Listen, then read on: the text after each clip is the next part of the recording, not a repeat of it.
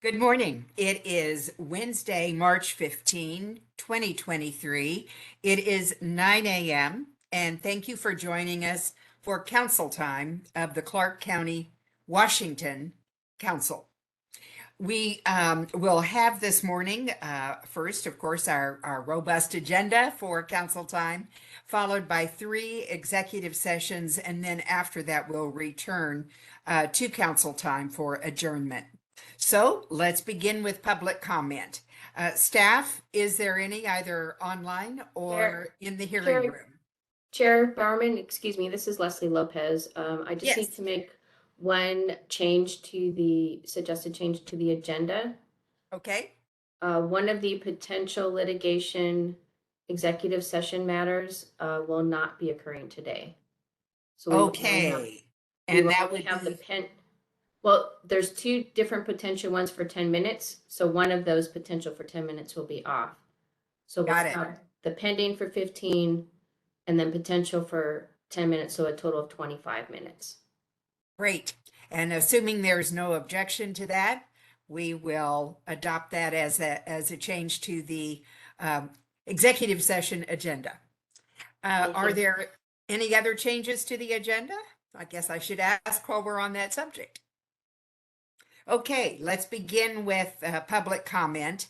Is there any in the hearing room or online, staff? Chair, we want to have one individual online. Caller, please go ahead and state your name and your comments.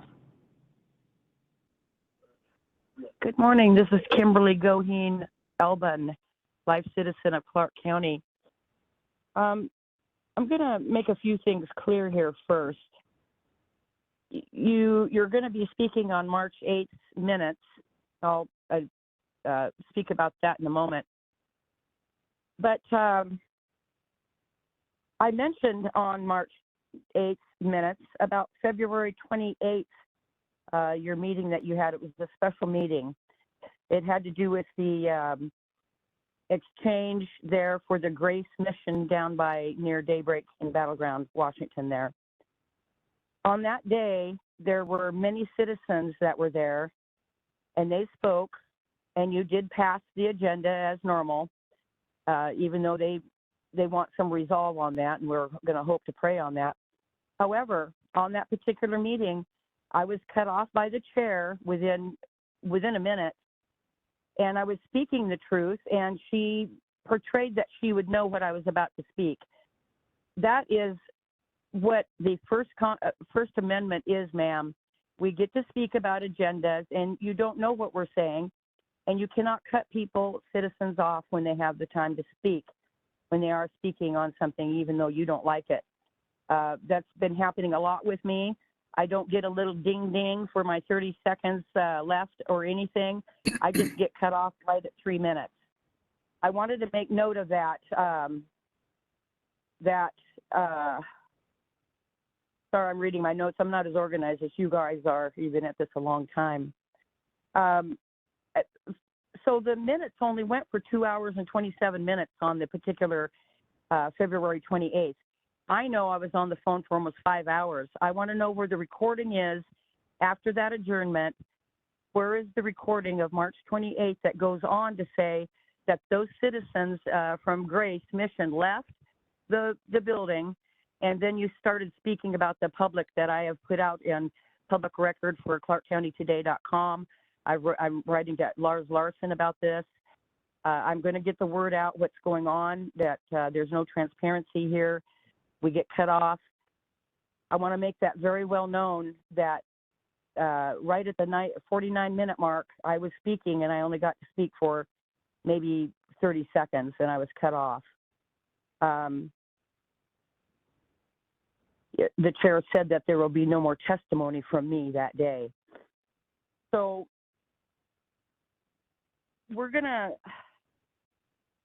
this is going to come to a head, but you guys are going to ignore it.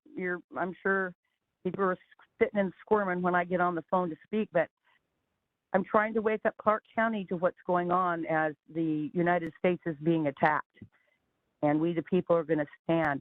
As far as your comprehension plan, when people look at that, they can go down and it says population project. One of my main questions has been, Madam Chair, the time has elapsed. Thank you. I understand that to be the case as well. Are there others who wish to testify, staff? No, Chair, we don't have any others. Okay, thank you so much. And we go to the minutes, which is item 2.1. Is there a motion for approval? I move approval of the minutes. Second? that. Any discussion on the minutes for March 8 or edits or changes, anything?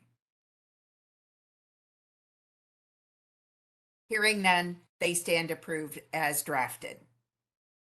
We now move to the jail update, item 2.2. Kathleen Otto. I will introduce Dave Shook and Joe Barnett. Sorry, I almost called him Brian. They will be providing the update this morning on the jail. Well, good morning. David Shook, Director for the Clark County Jail. I think when I was appointed, I had promised to continue to update you on various things as we continue to learn and figure out various things with our facility. And one of the things I wanted to talk about today was our inmate population and the facility as it currently, excuse me, as it currently exists. So could you move forward on that? So some of the questions and comments that I often hear are, we used to have 800 inmates. Why don't we have that anymore? What are we doing with all these extra spaces that we could have put all these inmates? And why can't we just open up the jail work center? Because that would allow for hundreds of more inmates to be housed for us. You know, we're at a historically low inmate population. And so some of those things as you could believe is, or understand is that there's not a consistent way that this facility over the years has really been evaluated. And so one of the things I wanted to talk about is history. So in 1980, of course, they built a new center here, 1984, 300 beds. That's what we started with. Of course, in 1989, we added another 28 beds. And again, as they've altered the facility itself and added these different beds, oftentimes staffing was not included in those upgrades. And so, again, another 111 beds in 1992. In 2000 is when they created the jail work center, and of course they had 100 in custody beds there, and those were a lot of the inmate workers that provided work for the laundry as well as the food services. And then of course we had about 100 beds for jail work release. Work release are for specific inmates that fit that qualification because of the convicted crimes and other things that they're doing, and to be able to allow them to join back in some of the requirements of being productive in our society and going back to support their families and themselves. Of course, that equated to 695 beds, just in the basic math of those different things. But if you move to the next page there, every time I would look at a different document, it had a different number of beds. And this is what I think is causing confusion amongst our leaders, our law enforcement stakeholders in our community, and really just us as an organization on trying to figure out what is safe? What is safe for our employees? What is safe for the inmates? And what can we accommodate in our current situation with this building? So again, just some different areas that and numbers that were identified for us. And one of the things that I wanted to do is show some pictures. So if you could move forward on the next slide, please. So this is the general cell. It's got 2 bed spaces in there. And as you can imagine, when they first built this facility, it just had 1 bed. And so they added a bunk bed. And then at some point, we were triple bunking. So if you could imagine laying a twin mattress kind of bed on the floor in the corner there. And oftentimes it was even sometimes closer to the toilet because there was space concerns in there. And then, of course, having 3 inmates in this small cell area. for anywhere from 20 to 24 hours a day, depending on what else was going on in the facility. That's a pretty small room for 3 people to exist over days and months and years sometimes. And so if you can move forward to our dorm area there, and I know it doesn't show the entire dorm, but it shows the space. And this space right here has oftentimes been looked at as just a big dorm area that you would find in college or camp or things like that. And oftentimes they've talked about putting 45 individuals into this space. That's what, in some of the previous discussions, is we could put 45. The day after our last holiday, there was 32 people in this space. And oftentimes, when you look at national standards, they consider showers and toilets as per inmate kinds of aspects. So in these facilities here, in these larger dorms, we oftentimes have 2 toilets and 1 shower. So think of 30 individuals or 32 individuals having to take care of their basic needs with 2 toilets and 1 shower. Every other dorm or individual space in our facility are very similar, and we have some other restrictions because of the inmates that we currently have, and I'll get to that in just a moment. One document I apologize, I forgot to include in my package of information for you was in 2020, due to COVID, the staff had gone around and actually measured the entire facility, trying to find, on the recommendations of the health departments, a 6x6 space for each individual that would be in our facility. And again, as you look at the previous numbers of 1984, and of course hey, how many people could we actually fit in this facility? And that number was up in the thousands.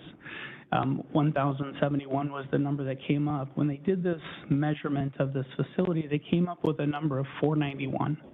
This 491 number is really our top where we should be, but that's in a perfect world with 100% occupancy.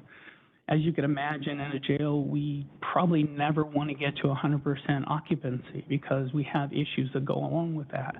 I think recently heard about an exposure and overdose in our facility, and instantly we had to move 10 to 12 inmates out of that area. And when you have 100% occupancy, where do you place them?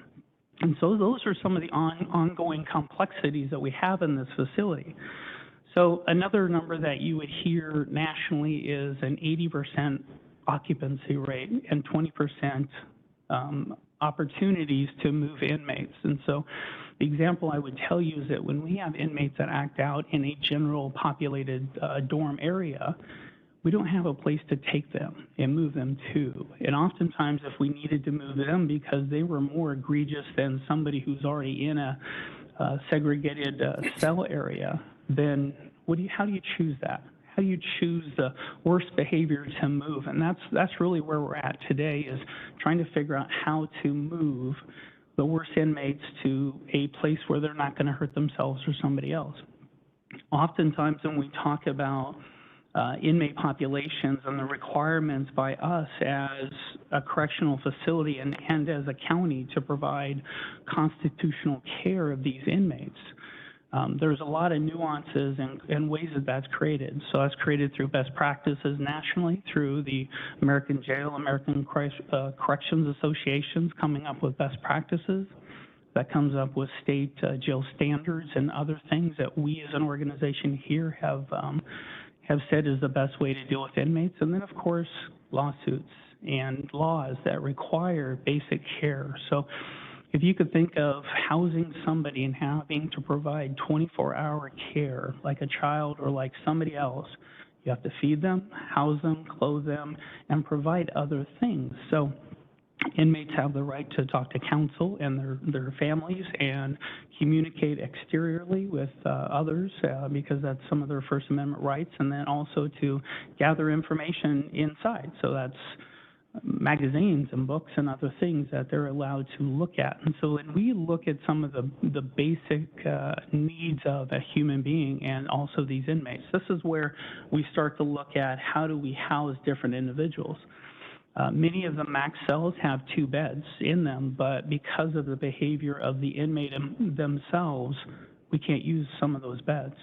Sometimes inmates will work together and be able to stay in the same cell together, but that's not exactly what happens all the time. And so, again, as we look at the future on how we house our inmates, no matter what that number is, my direction, our direction as a leadership team is making sure that we're following these basic requirements, needs, and trends nationally with the inmate population. And this is that complexity that I've mentioned to you before and how to actually do that. And I'll go into some more specific numbers, but again, nationally, some of the other things is having out time, having the ability to go out and use large muscle masses. So that's a rec area where they can walk around and they can do things to keep them not physically fit necessarily, but to keep them active versus being in this 6x6 cell.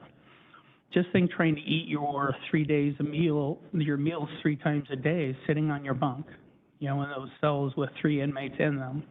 And again, my bunk is my space, and if I had 2 other inmates sitting on it, that wouldn't work well. And so things have changed over the years to add tables and bunks and other chairs or stools in the common areas so that we, again, through a lawsuit, through a tort, through some sort of legal action, these things are learned. And so, excuse me for a second.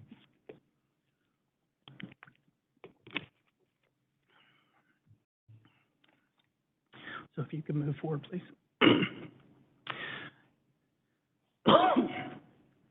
Of course, as you know, we have some of the worst inmates and behaviors and actions that have happened. They're sometimes just accused, sometimes they're convicted inmates. And so that pre-sentenced inmate as well as those that are sentenced. And I have just a few numbers I'd like to share with you about that.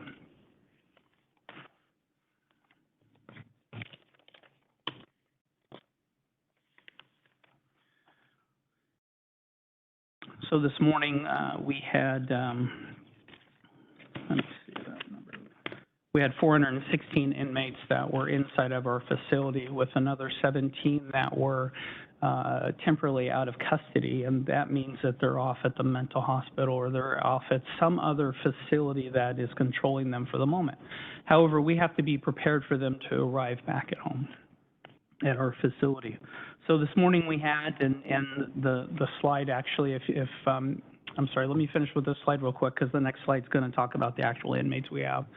So again, as you can see, we have those that are dangerous to self and others, whether it's their behaviors out there or it's their behaviors inside of the facility itself, seriously mentally ill or current past behaviors. Those vulnerable inmates, we also have a duty to care for inmates that are in there that could become victimized by the other inmates that we currently have.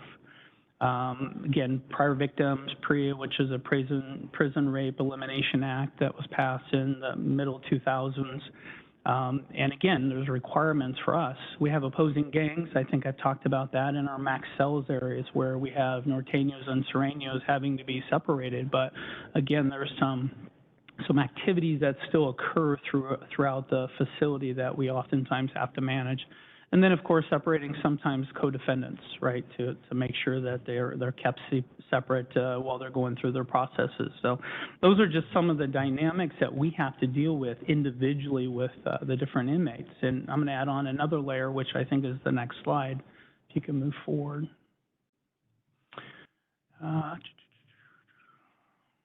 I apologize. Before I get to that information, again, one of the different housing studies I just mentioned, we had gone over a little bit. So space and numbers determine those AJA, ACA requirements for us.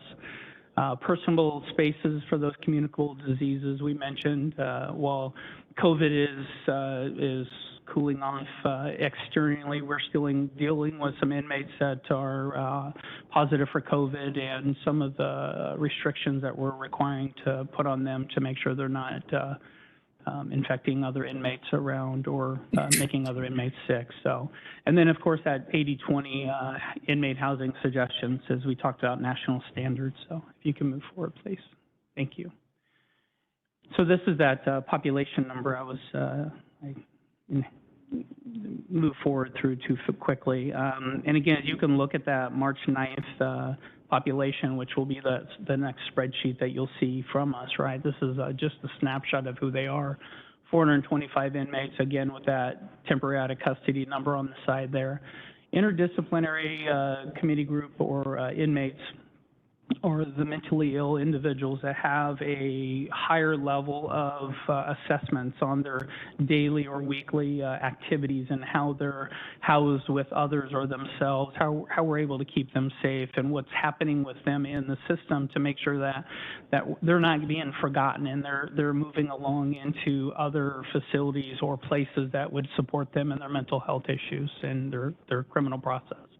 The 2-on-1 and the 3-on-1 and the 4-on-1 numbers, as you can see, takes more staff to manage and handle different inmates. And so as you could imagine, taking 3 out of your 18 staff members that we have as a minimum per day on day shift, or even in the afternoons when we have less staff, that takes a percentage of our staff to move just one person and try to figure out how to get them to the places they need to be, whether that's medical or courts and our VAR rooms and so forth.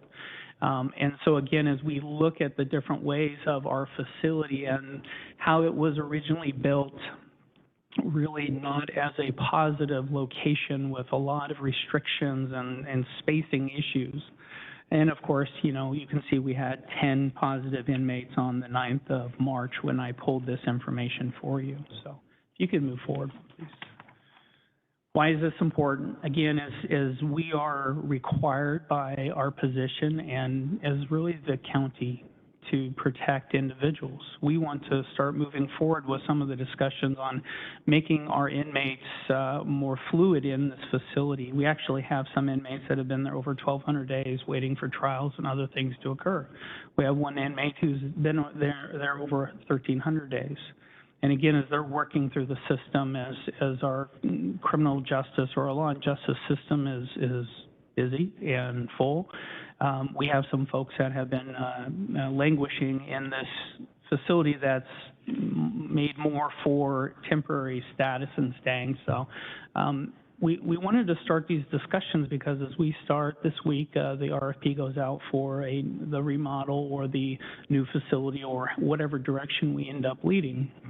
I just want you all to, and the public, to start learning and hearing some of these conversations of the limitations that we currently have in our existing building, but the things that we have to do as corrections staff and as the leaders of this facility to make sure that our employees are safe and our inmate population is safe.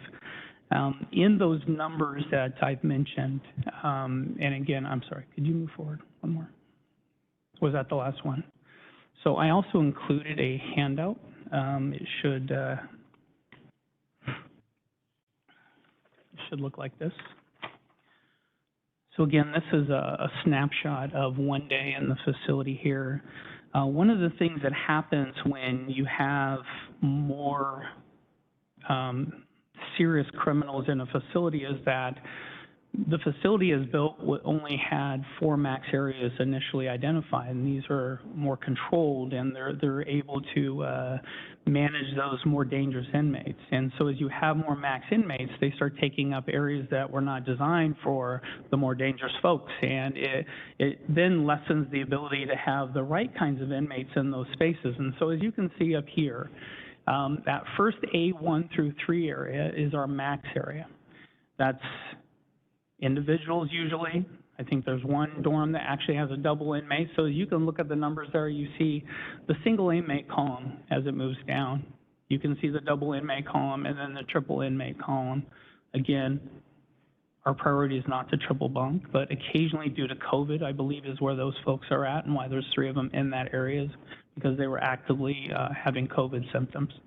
But as you look at those different numbers, so the bed count column, which goes down, that is 100% occupancy if we had no issues and everybody could be laying in a space. But that's not the kind of inmates we have. The special housing, as you go through it, those are the 2-on-1s, 3-on-1s. Those are the individuals that have to be by themselves because of mental health or other issues that they're dealing with.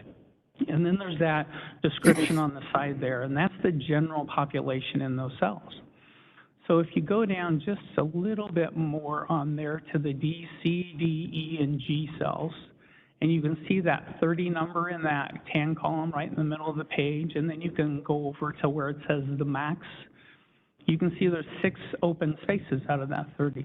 So as you look at the different spaces and you look at the different areas being used, we also, in this area, and if you were to go just a little bit lower, you'll see that downstairs in our booking area, we have, I think 18 was the number. We have 18 inmates waiting to go upstairs. So if we were 100% booked, all those numbers that you saw on the tan would have somebody in it, and those would equate to each other. But that's not where we want to be. We want to be 20% less. And so again, as we start adding in some different inmates to our population, as we start lowering some of the types of inmates that the police officers can bring in, the extra 100 officers that are being hired on the street today, it's critically important that we have our facilities smoothly running, and we're working with the courts and we're working with the prosecutors to find some fluidity to those inmates that are staying. We're looking externally, and I've mentioned that Skamania County has about 15 beds or so that they're willing to allow us to use. They're a small facility. They have 3 employees that work every day, and they're watching them. So they have to be the right inmates to be able to move out there, but that's another option. Again, we've talked about some of the inmates who can't afford $20 a day for an ankle monitor. They have everything else taken care of, and we're trying to find a funding source to take care of that. That fluctuates somewhere between 35 and 50 inmates a day, depending on, or a period of time. So getting those out of the system would be helpful, at least not having them as a part of this number here. And then, of course, we have some percentages I just wanted to share on the type of inmates. So A felons are, of course, the highest arrest. And so right now, our population has about 24% of those. B felons, and that would be murders, rapes, robberies, the high level where injuries have occurred, right? So that's a high level criminal. B felons are some of those major assaults, significant injuries that have come from that. Sometimes murders are in there, and that's about 34% of our population. So right there, it's we're at 58% of our population are dealing with those high-level criminals accused, and some that have actually been successfully prosecuted. And again, the average length of stay is 260 days for those high-end inmates. As Director Barnett told me, that every time I see the news and I see somebody that's been arrested for a shooting or something like that, you can expect about 18 months. And that's on the average, not necessarily the quick ones or the ones that have spent much more time. Right now, and we've talked about percentages, we have 322 pre-sentenced or still going through the court process inmates out of that 400 number. And we have 49 that have are post-sentencing, and we're trying to figure out why that number is such a high number, and they haven't moved along somewhere else. Some of those are waiting for medical evals or some of those last administrative things associated with the criminal justice system. So, and we're drilling down in that information. Then, of course, we have some mix that they've been prosecuted and that case has been resolved, but they're still waiting for other cases to get resolved. So they're still in our facility for those reasons. And again, as we're just looking for efficiencies and getting more inmates in, but getting inmates out the other end. I hope this was helpful in that discussion. And the last thing I wanted to add is just our staffing, since this is always a conversation for this leadership team. We currently have 5 applicants that will be starting on the 5th of April. One's a return for our added on or new employees. 3 more are ready to interview, and we'll get those folks interviewed hopefully this week or next. And then, of course, we have 8 more that are through their background, so they're almost completed, and so that's another 11 potential employees that we can add to our rosters if they're successful in their medical and their psych backgrounds. We haven't taken everybody we've interviewed. There's been 1 or 2 that did not fit with the standards that we were looking for. So while we have these numbers, of course, we're making sure we're still maintaining a high level of employee request or get for us. So anybody have any questions about that? Madam Uh, Chair? Yes, go ahead, Councilor Mavigi. So first of all, and I think on behalf of the public, I think this is a great presentation. Because I don't think many people appreciate how significant and complex the administrative side of the jail is. And pretty much all the notes I had during the beginning of your presentation ultimately were touched on by your bullets. You know, it's not only complex, but it's critical to the lives of our correction officers, you know, safety of those that are staffing our jail. But also it's critical for the lives of those that we're housing. And, you know, what I had written down, and I guess what I'd like you to tell me if it's significant or not, you know, you had a bullet for gangs. You know, south of here, that was like the determining measure, but not only the prison gangs that were getting shuffled around into the local jails and were, to some extent, at least loosely controlling the local criminal street gangs, which were very robust. I mean, it's basically, you go this, here's the southern mud, here's the northern mud, and if you made that mistake, someone was going to die or get badly injured, and staff would be in the middle of it. So that's one of the areas I understand it's not nearly as a huge an issue as it is in some of our southern states on the West Coast, particularly.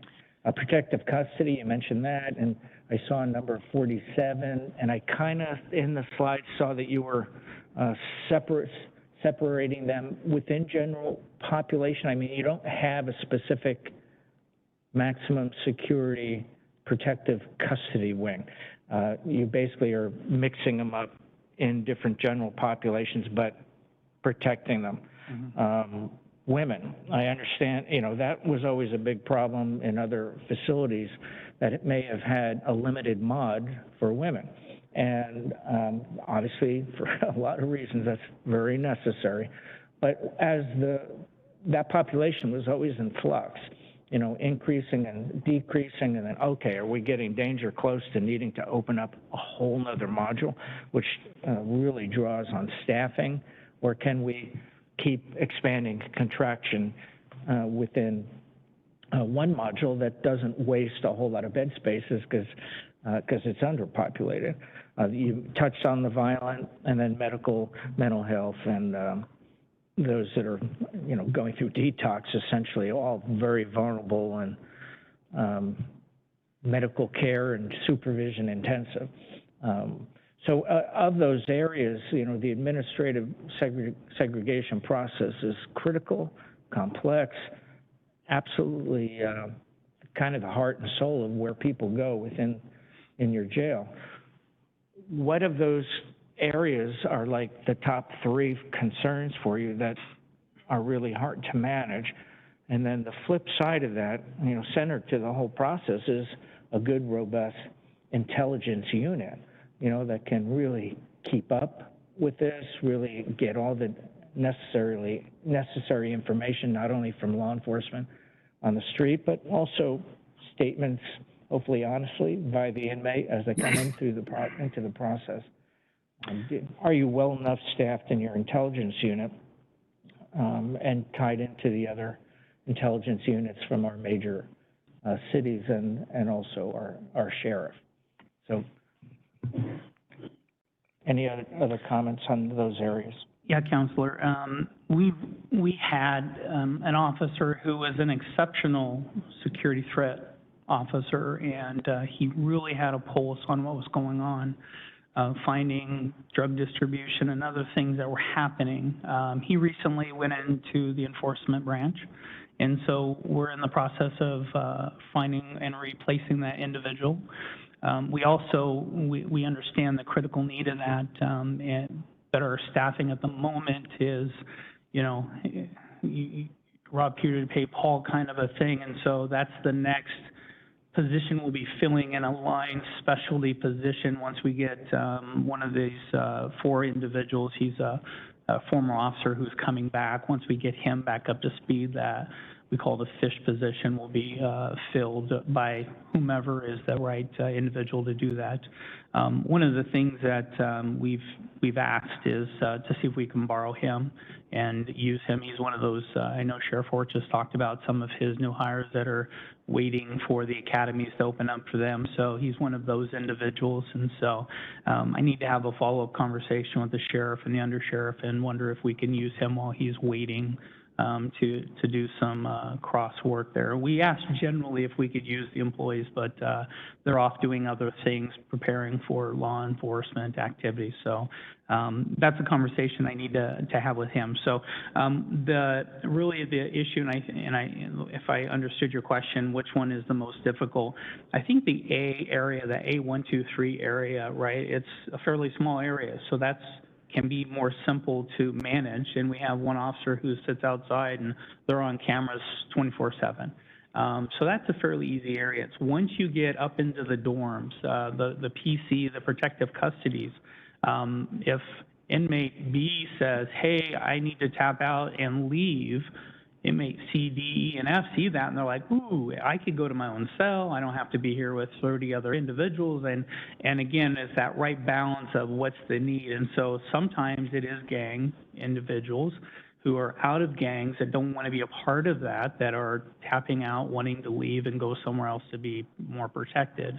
And so I would say that our female max area isn't necessarily, and Joe, correct me if I'm wrong, it's not busting at the seams. However, it is a very specific management group. And so you have to have, even though we can't fill up all the cells and we can't blend, you have to have enough space for those type of inmates. And so one thing I didn't mention is occasionally we do have transgender inmates that come in. And so where do they get placed? Are they in segregated spots? Are they in what is that space? And that is a nuance that is new nationally with how you care, case laws, things like that that are coming out of. You can't segregate because of special needs, right? We have to come up with plans and policies, and those are some things that we're working on currently or have been discussed. I know Joe and a team of our folks had gone to a training here in the last month, I think it was, to talk about those specific needs of our inmate population and making sure we're prepared. So, and really it's just the volume of the dangerous inmates, I think, is our most critical. How do you move them? Because we don't always. The thing I didn't tell you, and you probably have heard this over the years, is this is an old facility, so oftentimes we're doing projects. And when we have to go in and replace a bathroom or a shower facility because it leaks through the facility, and I think I mentioned when I first got hired there was plastic visqueen over all the administrative offices. Those are some of the things that we're trying to repair and fix at the same time. So again, moving people out, moving folks in to fix those things are definitely some of the priorities that we're working on, but safely managing those individuals too. Thank you. Have a compliment, if you don't mind, and then that's followed by a question. I know you get a lot of compliments when you come to council, so please don't get tired of that. But here it is today. When I was in Southern California for most of my professional years, I had occasion to work quite frequently with the jail administrations there. And often, I shouldn't say often, I should say most frequently, jail directors, if you ask them a specific question, how many inmates are in the jail from gangs or from this or from that group or whatever, they would not know the answer unless it was something nebulous like the word several, because they delegated those kinds of data gathering activities and application of those data to others. And I think the jail administration often suffered because of that, because having the director of the jail know those things and be able to act on them is important in my judgment and in the judgment of most, I believe. It is clear that you are not of that ilk that I just described, that I encountered so frequently. You know the detail, you work with it, you act on it, It is just a fabulous thing to see. And as jail director, you are just really to be thanked for that level of involvement, not just with the other jail administrators, but with the overall management of the process yourself. Good job. So that's the compliment. Now the question. You said that an RFP is going out regarding space. What you've given us such a thorough report on the population and the demographics of that population. How does all of that affect the RFP that's going out? Well, first of all, Chair, thank you for that compliment. As I've recently spent the last 3 or 4 weeks talking to all of our staff, they've often mentioned we've seen you more than others, and my comment to that is you're my only responsibility.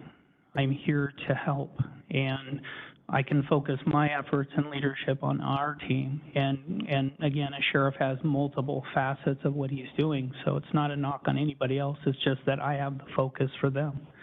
I have the support of you all and honestly the public as I talk to different individuals about them understanding and through your messaging and others how important it is that this jail get improved. In our RFP to remodel or build or whatever the right description is, it's about having the right kind of facility to manage our current, sometimes complicated inmates effectively. So direct, indirect, a blend, some therapeutic, some not, so forth. And so when we look at the numbers of the discussions for us to improve this correctional facility for the future, it's building for the next 10 years, 20 years, 30 years, so that, do we build it in a modular way where we can build it for the first 20 years, but then simply add on the next 20 years beyond that? And so it's strategically planning for the future. That RFP, like Michelle Schuster, our finance manager, has been working on for the last several weeks. Amber Emery's, I think we finalized that all. I think there's a tour happening on April 4th with any of the companies that are going to apply for that. And so we are moving quickly forward, and again, taking some of those previous studies and current discussions and hopefully building a facility that we'll all be proud of, but also limit our liabilities as a community as well. Chair, I hope that covered, or at least partially covered, your question. Yes, it does. I mean, it's a huge question, obviously, but it does give a sense of direction to evaluation of the RFPs that come in and what we're actually looking for. Absolutely. And Chair, if I can just add and remind council and the public, the key piece of this RFP is the architect and engineer, and it's to look at our current facilities, so the jail work center, the jail, and a juvenile location, to see what is the most effective way to move forward. If it's remodeling certain things, or maybe it's more effective to add a one-story jail behind the current one, and to ensure, like Dave said, about ensuring that the right services are being provided for those who are housed, so that they have a potential higher success rate when they leave our facility, as well for the staff. So it's an open book for the architect and engineer. We're not telling them we only want to see this. We want them to evaluate everything in detail and come back with this works, this doesn't work, the pros and cons, so that we can have that discussion with council as well coming out of that process. Other questions or comments from council? Yes, Chair, I've got a few questions. First of all, thank you. Oh, apologize. I started too soon there. I appreciate you being here today. I appreciate seeing you once a month. It's good to touch base and get caught up on what's happening. The first thing that I would like to ask is, I hear 12 to 1,300 days, and it just is a mind-blowing statistic. And I'm wondering, have we taken any, correct me if I'm wrong, I imagine that there's nothing that we can do to shorten that time. I imagine it is other elements in law enforcement that cause that time gap. But is there anything that we can do to shorten that? Thank you for that question, Councilor Young. Here recently, I asked my staff to create a top 20 inmate list of who's been here the longest. I recently shared that with court administrators and the prosecutor's office. I need to have a follow-up conversation or a conversation with to go, here's a list of folks. Can we just get an update? And again, not necessarily like pushing anything, but really just, hey, making sure nobody's falling through the cracks. COVID has really restricted, and again, those 3.5 years that these folks have been here, I believe at least 2 of those years, there was some restriction in things. And those 3 top inmates that have been here more than 1,200 days, their crimes are pretty egregious. And so it does take some time to pull that together as well. So there are some commonalities to those folks. And again, my goal is informational for those other law and justice partners. It's more about just letting you know we have some folks that just curious where they're at. Some of them are dealing also with the state mental health aspects, which I think you've heard and we've talked about, having a full boat and trying to figure out how we can get those appropriate evaluations taken care of, maybe even more locally. So those are some ongoing conversations that I'm trying to start with some of our stakeholders here. Great, thank you for that. And I can share too, last year, I coordinated a meeting between the courts, both courts, the sheriff at the time, the PA's office, the defense bar, and indigent defense to find, because cases weren't moving, therefore we had people housed in our jail longer, and asking what can we do to help expedite this, because we don't have any authority to tell these separate electeds what to do. And even though the jail is not under a separate elected now, they're not part necessarily of that process. There were some tough discussions on that, and I think, different stakeholders had different views on what was happening, but our goal has always been, how can we get the people through the system in an efficient way so that frees up beds, or we're getting them to the right resource that they need so that we can continue to accept others in our jail.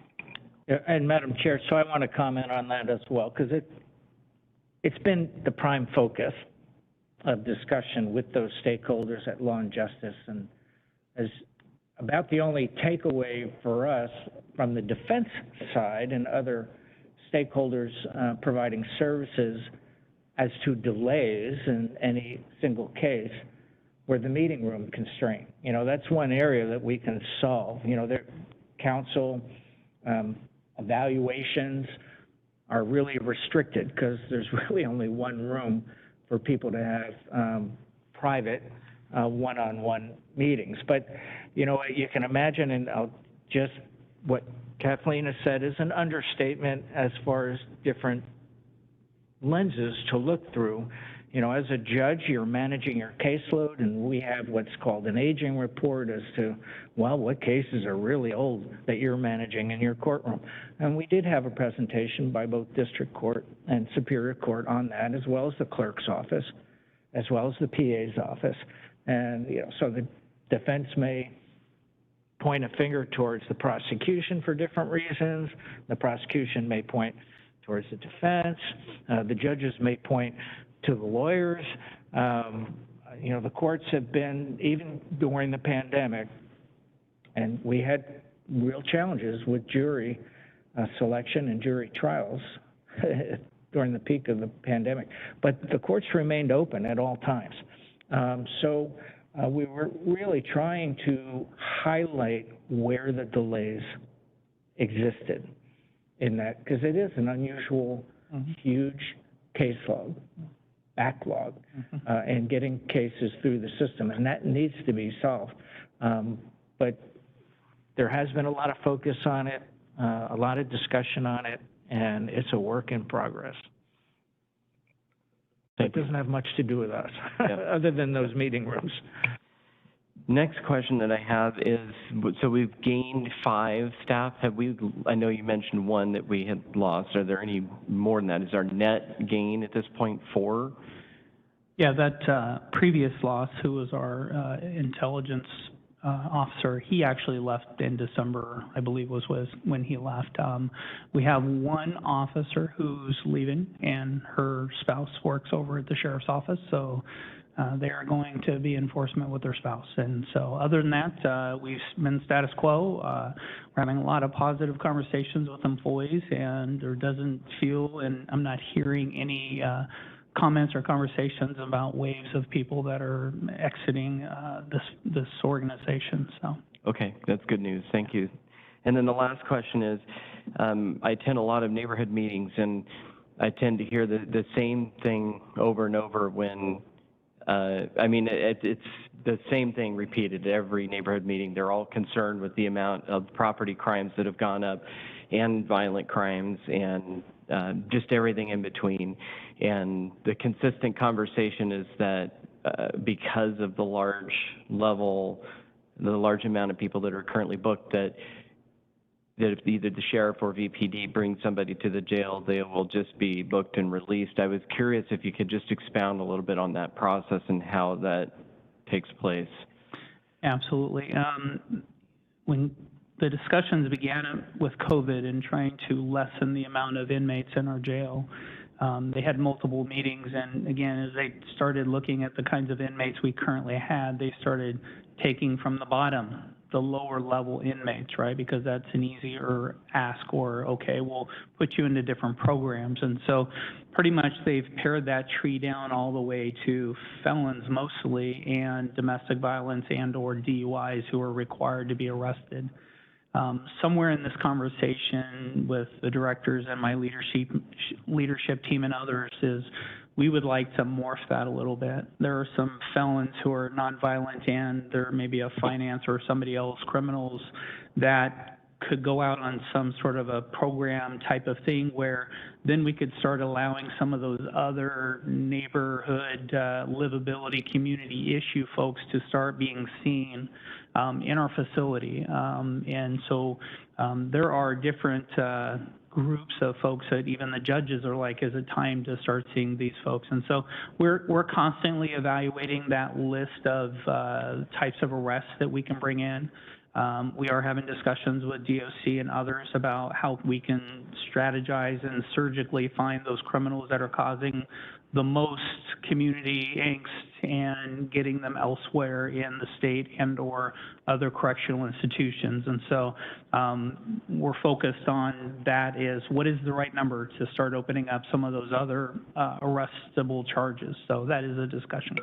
And one of the things that brings to my mind too is, and I'm not sure exactly how we would do this during the RFP process, but how do we, because there's no record, how do we know how many lower level crimes are not even being brought to the jail, that are just nothing's happening with, so when we're planning for how many spaces we need, how are we determining that? How are we determining a number that we don't have a statistic for?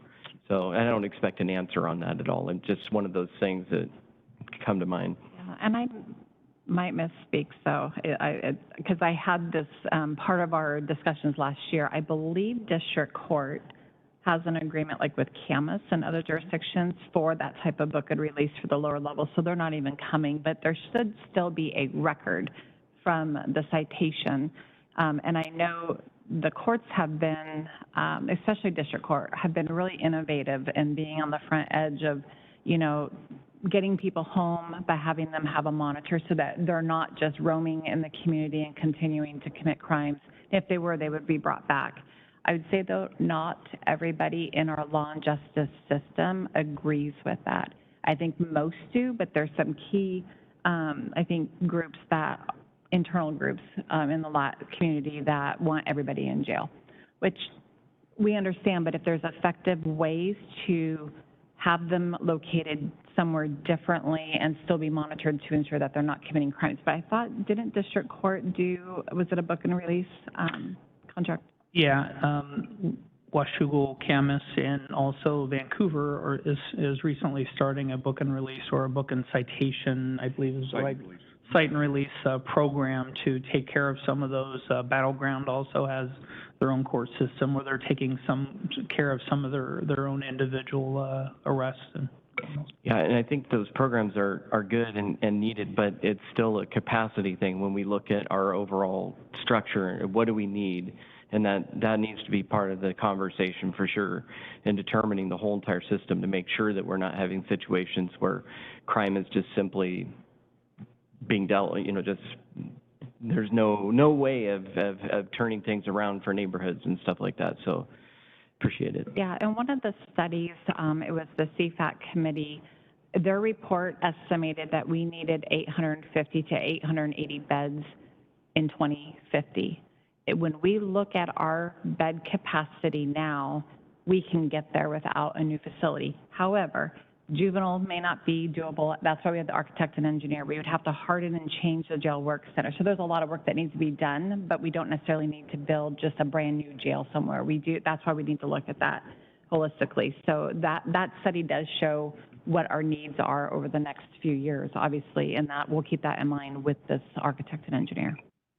What always comes to my mind when I'm thinking about this is that there's also a lot of crime that just simply isn't reported, just in general, because people know that, well, nothing will come of it. So, and this doesn't really have to do with the jail, but it's the same kind of concept. There's these things that are taking place because they're not necessarily documented. How do we account and plan? It also depends on if our prosecuting attorney is actually going to move forward with that, because that also has. And that's what I wanted to comment on. You're kind of looking at the issue of something that we can actually forecast, and we can't.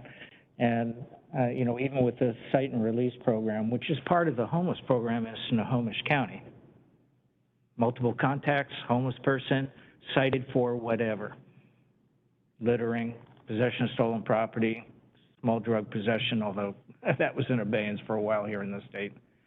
And then pocketing it and then using that as leverage to say, okay, time for residential treatment or detox, or you go to jail. But what I wanted to comment on, there's going to be a reckoning. And the pendulum's going to swing back. And all these property crime, low-level property crimes, impacts all of us. The pendulum's going to swing back, and we can't predict that, when it's going to happen or if it's going to happen in Washington State. But basically, the cite and release program is kind of, it's always kind of been there for people that pass the attitude test and maybe only have one citation. But, there was a time in most states that you pick up 3 petty thefts, you could then have that filed as a felony if the prosecuting attorney had the will to do that. That's all gone. And then what is even a theft? As a misdemeanor, all those levels of value keep going up in different states, including here in California. And all that could be reversed in an instant, which would then push the jail population way up. And there's a lot of partisanship in all of these issues. And so we can only really focus on what we're dealing with today and maybe in the next few years, anticipating no changes in the posture of the criminal law. And again, the big component, and we've heard the complaint, whether it's valid or not, I don't know, is, the prosecuting attorney is controlling a lot of this. If he's not going to file charges, then law enforcement's not going to make arrests. Plain and simple, because they have to prioritize. They want to have impact on what they're doing out on the streets to enforce our laws. So a lot of moving pieces, and so much of this is just way beyond us to impact or forecast. We just have to really focus on the issues we have today, of which you have aptly highlighted all of them. And I'm really grateful that you're thinking so deeply about these issues and trying to address them. I think as the director of this jail, my most important focus is creating a facility that flows, regardless of the number that it is, whether it's 800 in 10 years or whatever that is. But it's building the system that makes it work effectively. And so doing some studies, talking to some mentors of mine over the years, a really effective jail facility might be 1.5 per 1,000 in a community, right? But we aren't always having the most effective, and again, COVID put a lot of stuff in there. And so if we build the future of these numbers that Kathleen had mentioned, or even just have a little bit of buffer space for the future in there, I think that we can build it, right? It's build it as we can afford, but also make sure that it's modular enough that we can add on if necessary of the existing foundations at the juvenile or work center or so forth. And again, one of the things that's kind of a national and also a regional trend is mental health and getting those individuals out of our facility or to appropriate facilities. There's a case law in Washington, or it might be the Ninth Circuit, that says you can't have facilities inside of a correctional facility that is focused on those. And so it could be outside the doors, it could be associated with the building, but it can be inside of the jail itself. And so as we look forward to the mental health tax usage and creating those funds, and our program manager that hopefully we're interviewing next Tuesday, Wednesday, or Thursday, it's how do we attach that very large component for our community to make sure that not just reentry, but our community has these resources and tools that are available for our constituencies. Thank you very much. I appreciate all of your comments. Chair? Two of our counselors have not yet had the opportunity to jump Right. in, so the floor is yours if you wish. Right. Thank you, Chair. This is Councilor Marshall. Thank you very much for all of this information. I get a lot of questions out in the community. People are still wondering what's going on with the jail, and I say, tune in every couple of weeks. We get a thorough update, and you can find out everything that's going on. So there's a lot of value to this for us and for the broader community. I agree with everything that's been said as far as efficiently moving people through the system. So great work on that, and communicating with the other law and justice partners, because we don't control everything, and communication can go a long way. But I would like to better understand the population, and really, if you could estimate what the percentage might be of folks who are awaiting trial or are awaiting placement in a mental health facility. The second one, I don't specifically have that today, but I'll get it for you. The ones waiting trial today is 322 out of our 416, and I'm not a math guy, so A lot. A lot, yes. So sorry, I can't. Historically, I've heard numbers 85% to 15 is usually where they're waiting trials or processes, to the 15 that are somewhere transitioning to prison or other places associated with their community or their criminal justice efforts. So 85 to 15% is usually what I'm hearing. So. Got it. And depending on the complexity of the case, people could be there Absolutely. A very long time. And then the other thought I had in the information you provided is that you mentioned that there were 35 to 50 inmates that are there because they can't afford the $20 a day for the ankle monitors. And seems to me that there would be a public savings if somehow we had funds to allow, to provide those rather than housing people. So if you have any thoughts on that. Yeah, you'll probably hear from us in the next month about those types of topics. We're looking at whether it's indigent fund issues or somewhere else. One of the issues with most people that come into our facility is, and as the laws have changed, is that that assessment for indigency, right, has not always worked, and so everybody's basically funneled in there. We're working with the district court, superior courts to try to solve that so we can gather that information quickly upon entry, and which would allow us to then hopefully find some additional funds. So again, there were some other funding mechanisms maybe available through the county again, $20 versus about $160 a day are those costs, right? And so I think it's really just finding the program or the process to make that work. And again, that fluctuates on that number, and it's the inmate who's gone through all their processes, and they literally just can't afford the $20 a day monitoring system that's available through district court or even Superior Court now. I thought of another question. Related to the RFP, within the process, will there be opportunities for, say, the indigent defense attorneys or other stakeholder groups to be able to give input on what they see are the issues and concerns? And actually, I think the inmate population itself would probably have some good input. I expect once the RFP and the company that's selected, that there's going to be a full process. It won't probably be a CFAC process, right? Because that's already happened, a lot of studies, but evaluating our currently programs and then what is the needs of our current system. We know because we've been utilizing the existing space in that facility, every closet, every small little room has been tweaked and turned into something that it was not intended for in the first place. And so those stakeholders, those other users of the system, at least in my mind, we're going to have conversations and include them in that discussion on what our community needs for a new facility or remodelings. Great, thanks. Yeah, of course. Counselor Belcott, do you have any questions or comments? I just wanted to be sure you have the opportunity. I appreciate that, Madam Chair. How long is the RFP, or maybe I missed that. When is the RFP going out, and how long is it going to be out for? Yeah, my understanding, this week sometime it actually is being published, and then Kathleen, do you have that specific? I know Amber would have it. I don't. I know she even updated Law and Justice, but I mean, it's probably at least a month that it's going to be out. And during that time, there'll be a tour of the jail so that they can see firsthand before they even submit a proposal. And then there's the evaluation and negotiations after that.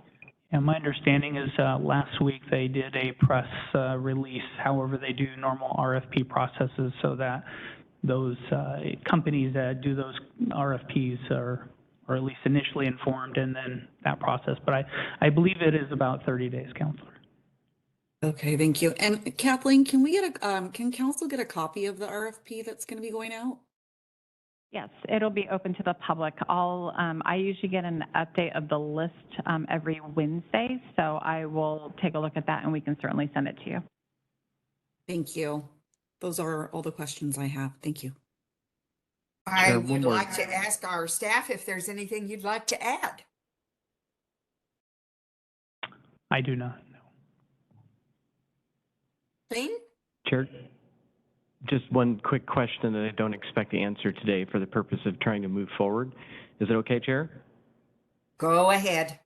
Okay. You're not I was staff. just curious, That's okay. just offline, if you could give me kind of the information and procedure, how you deal with mental health medication in the jail. Thank you. That was it. Thank you. So is this something that council wants to hear as a group? I guess I want to make sure what information we're providing and in what avenue. Email is completely fine with me. I would be interested in the information also. Okay, thank you. Thank you for your time today. And hearing nothing else from staff, council, this has been a marvelous Q&A and comment period, and I thank you for your support of what the jail director and his staff is doing. It's clear that it is moving forward in a very good way, and one that needs our continuous support. So with that, thank you all very much for being here. We'll see you next time.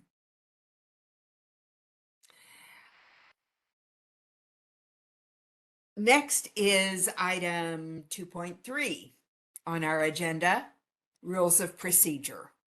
Kathleen? Yes, good morning. So before you, and this was posted online this last week, I believe on Friday, is the latest draft of the rules of procedure. I made a couple minor edits in here. Leslie did provide some of her edits as well based on council feedback before. One item that has not been online, and we can share it today and certainly post it for further discussion, is I just came up with 4 different options for the Tuesday council meeting agenda order. So we can have that preliminary discussion, we'll post it online, and then nothing will be finalized today because with all of this, once council is comfortable with the language, we would then go forward with a public hearing. So my recommendation for today is that we just go over, I would say the bulk of Leslie's edits. The only thing I changed from the last meeting was the example of changing the public comment period from 1 hour to 20 minutes based on that discussion. So I would recommend that we go over what Leslie has changed, and if there's any other, if a council has any other suggested change outside of that, that you guys can also provide the information so that we can get updated and keep this process moving forward and get this concluded for a hearing. Does that work? Yes. Good morning, council. Hold on just a minute, Leslie. I think Councilor Medved has a question. So we're going to have that first real swag at this draft that's been taking months right now, correct? Yes, with Leslie's edits, because so she's been doing legal research and has provided edits in the document. Thank you. Okay, thank you, Leslie. Certainly, and please, council, let me know if you have questions as we go along. And I'll say at the start is that this is a draft, okay? This is just a first go around for some of these, you know, especially when we get to the absences part for the council and the counter vacancy policy, which is now required by charter. So these are just suggestions. There are certainly other suggestions we can talk about. So the way I view this is we will go through these changes. The council can give me their input, and then what I can do is for the next time council time that we have, I can have different options listed out that the council can then consider. And this may take a few weeks or so before we can get it to where we could set it for a hearing. So if we could first go to it's page 5 on my PDF here. I guess it's the first page here. So if we go down to 3E, if you could scroll down a little bit.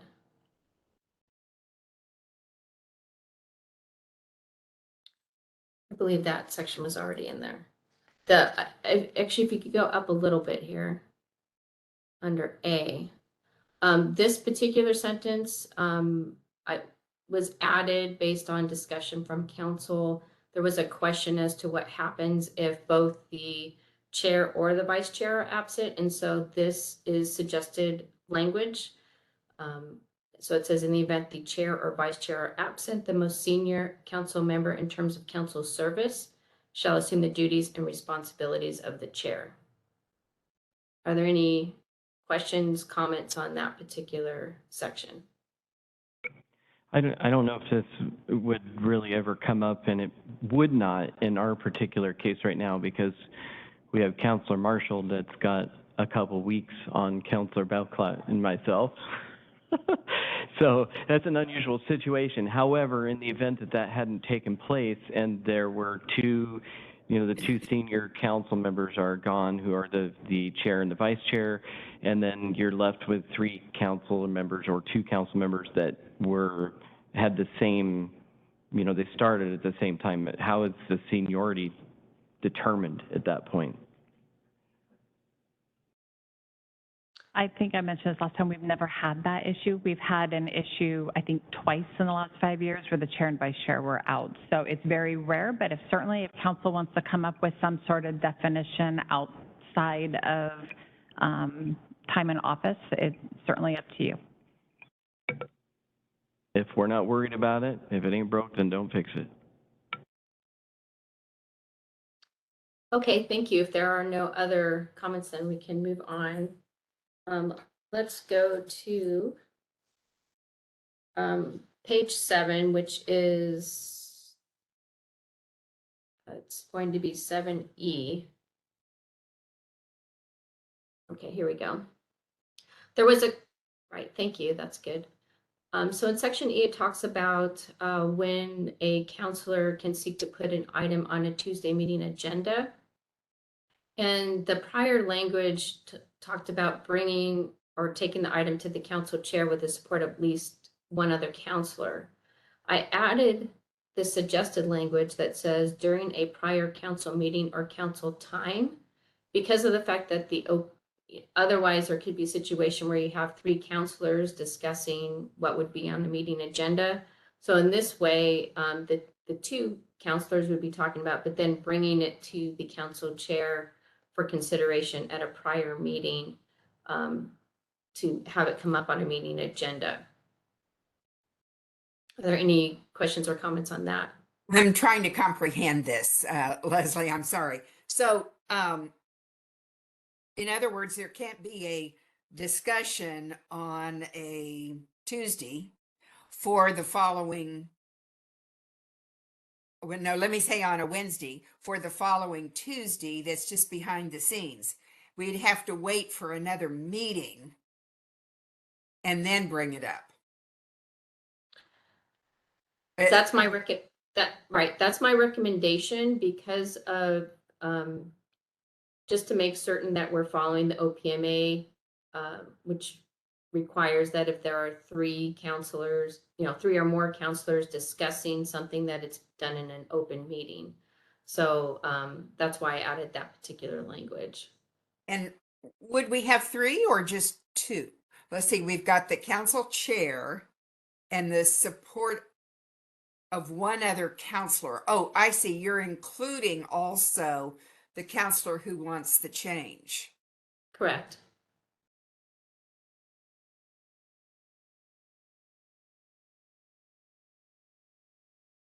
Well, And this it has, could, sure. go ahead.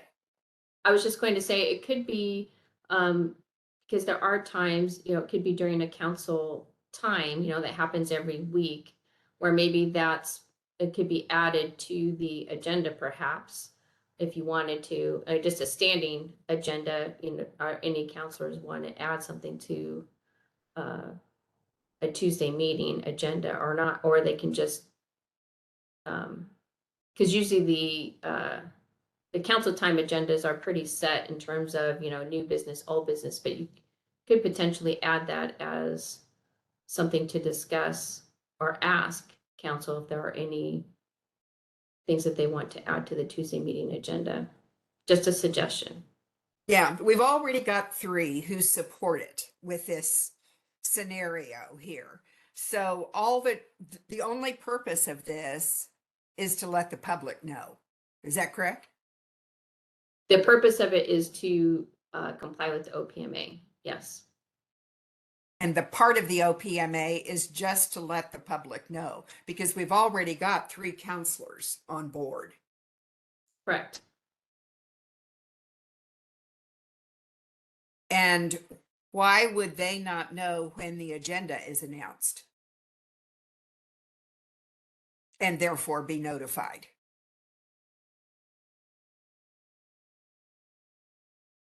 I'm not sure I understand the question. Well, if it's going to go on the agenda, which it would with the 3 supporting it, then it would be on the next agenda when the public would see it. That's correct. However, when this requires consideration, in other words, the OPMA requires that when 3 or more counselors are making a decision, and this would be making a decision to decide what's on the Tuesday meeting agenda. So that process would have to be in an open meeting. Leslie, a quick question, because on this item, I don't read it as the chair is a decision maker. I see that 2 counselors are bringing an item to the chair, therefore it will be on the agenda. So do we need to actually, unless the council wants the chair to approve it, can't we simplify it and say that two counselors can bring and put an item on the agenda, and they can let me know, and then I'll put it on the agenda for the next council meeting? So thank you, Kathleen. That's really the thrust of this, and this keeps coming up every year. And it almost is never an issue. I mean, it's almost never an issue.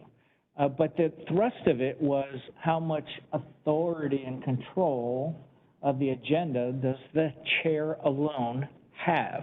And that was what reared its ugly head a number of years ago, where a chair didn't want on the agenda something that one member of the council wanted to add and did add it, just put it on. So that was really the thrust of it. You know, how much authority does the chair have in controlling the agenda? I mean, we keep talking about it. It almost never is an issue. But anyway, thanks for that clarification. Chair, that's how I read it too, that two counselors could bring an agenda item forward. Mm-hmm. I Thank you, think that's Council. how I would prefer it. It would be two, and then they bring it to the chair, and the chair puts it on the agenda. Oh, okay. So, and so I guess my question is, do we need to have the item to the council chair? Because I work with the staff and everybody to get things on the agenda. If two counselors brings me an agenda, if it's prior to the meeting and prior to our posting deadline, I can add that to the agenda and then note it in the next public meeting that, two counselors requested this, and we'll move forward with that. Comfortable with that for some reason, in that, and it's not just because I'm chair, but I do think that the chair should have a role in determining the agenda. In some organizations, that's about all they've got, is determining the agenda. So I guess my concern is less that and more the timing involved in this, by stopping the process, taking it to an announcement for the public, and then back again.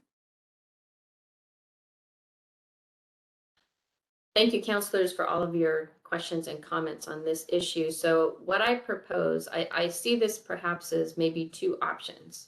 And so I can come back, since I'll be coming back to the council with options on other items, I can do that with this one as well, which would be either there are two counselors that bring a meeting agenda, well, one counselor with the support of another, bring a Tuesday meeting agenda item, and I could put in there to the council chair, and I could add or county manager, and the council can talk about whether they want to include the county manager on that.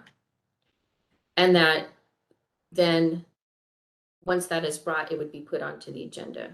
Or the separate one, which states that the council chair has, that it would have to be, if it's to the council chair with the support, and there's some consideration, then that consideration would need to take place in an open meeting. And so I can work on the language of both of those options and bring that back to council for consideration. I think in years past that one counselor and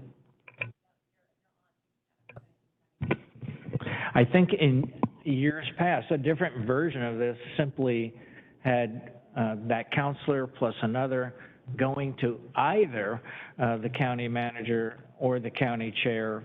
So this iteration just deleted the county manager. And I think it is a good idea to have the or, just to.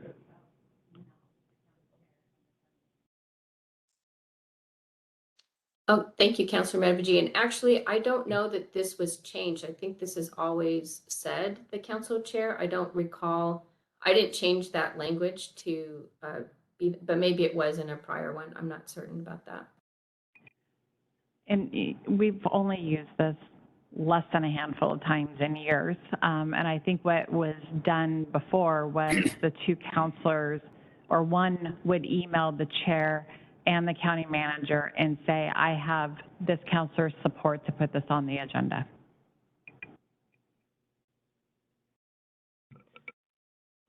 I definitely like that, because when we're talking about 3, and I kind of would like to resolve that, a little bit of that conversation that took place originally, because correct me if I'm wrong, but if behind the scenes I go to one council member and say, hey, I want to talk about this, can we put that on next week's agenda? And then I go to another counselor and do the same thing, am I or am I not breaking the OPMA? Right.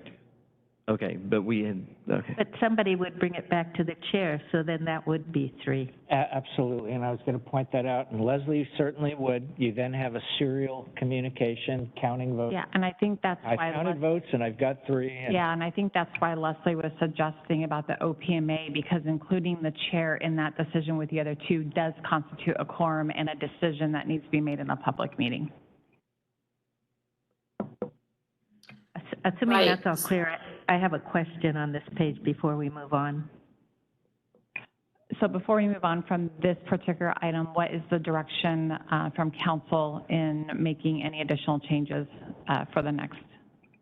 I think Review. Leslie bringing back the 2 options she mentioned is a great place to begin our next discussion.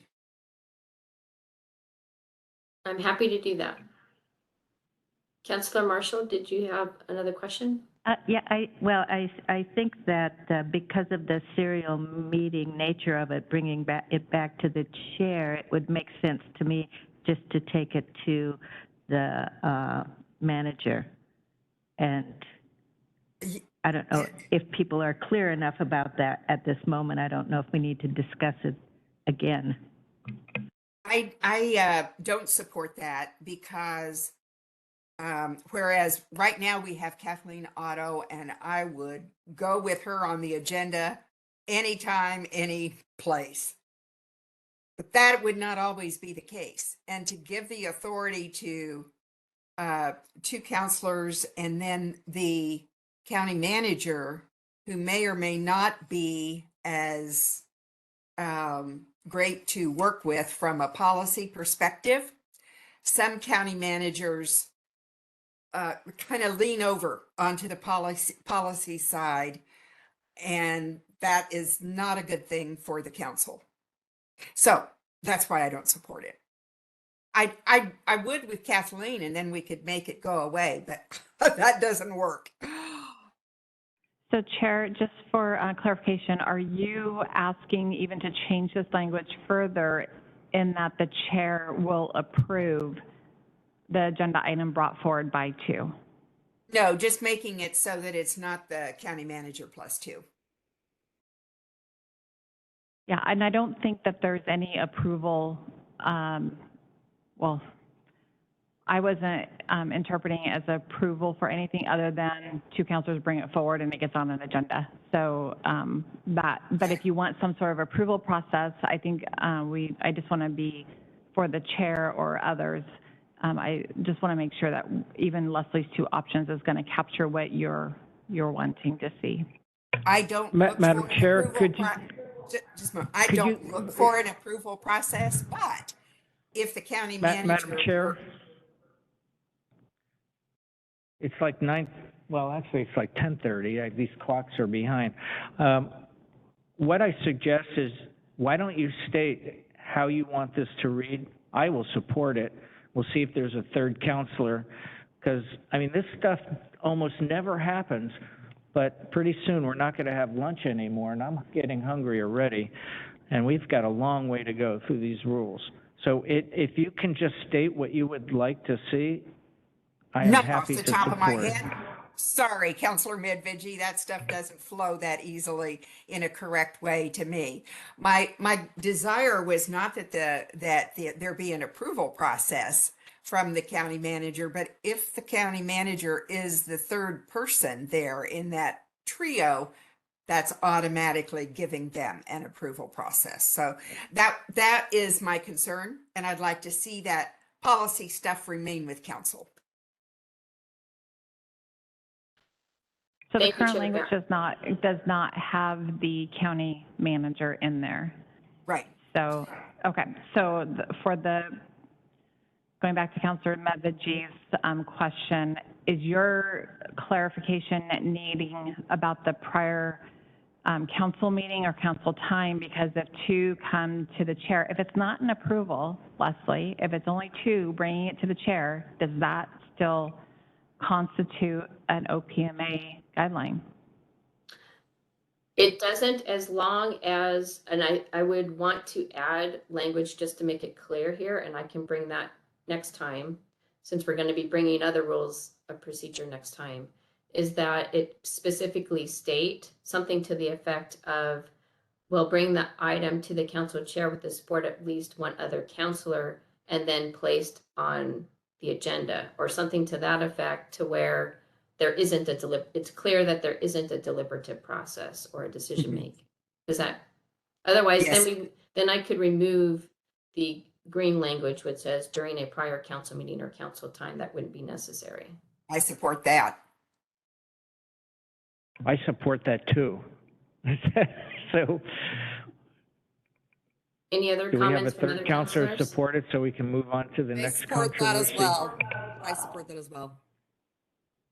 Okay, thank you. I will make those changes and bring it back to council. Thank you. Okay. If we could go to page 9. Oh. Oh, sorry. Chair, I had just a small clarification, if I'm reading this correctly, on the number of days of notification.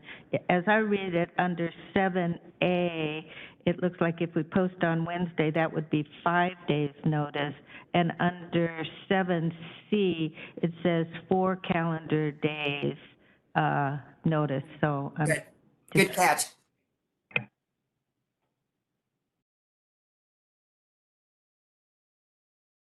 Did you catch that, Kathleen? Yes, thank you. Good, thanks. Okay, if we could go to page 9. This is under public comments, section L, and then it's 7. So we could scroll down a little bit here. Okay, this particular section.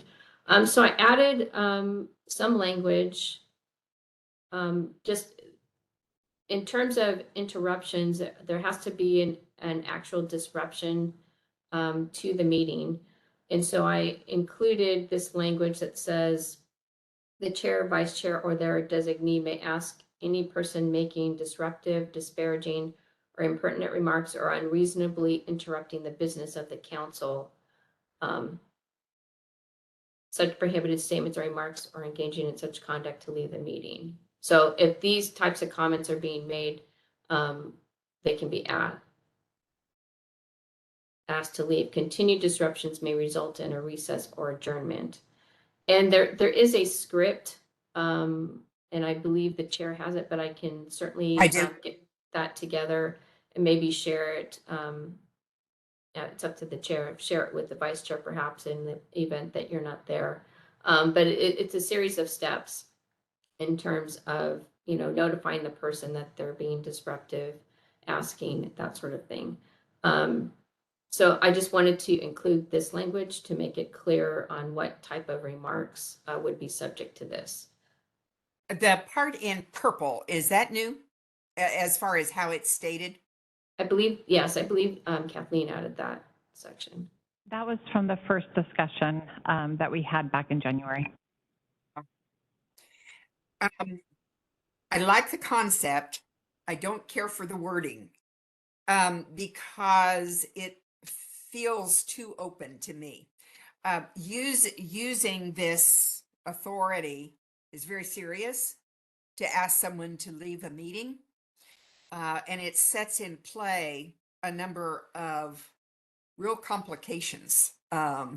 So I'd like to see this more restrictive with persons other than the vice chair, other than the chair, asking a person to leave. clearly the vice chair or designee in some cases should be able to do that, but I think not just to make it carte blanche. So again, I don't know how to So, say. Chair Bowerman, thank you for that comment. And correct me if I'm not interpreting what you just stated correctly, but it sounds as though what you're saying is that if the chair is at the meeting, is in attendance at the meeting, that it would be the chair to do that, but otherwise it would be the vice chair or designee. Is that what you're stating? Or your suggestion? Well, I hadn't thought of it that way, but that could be.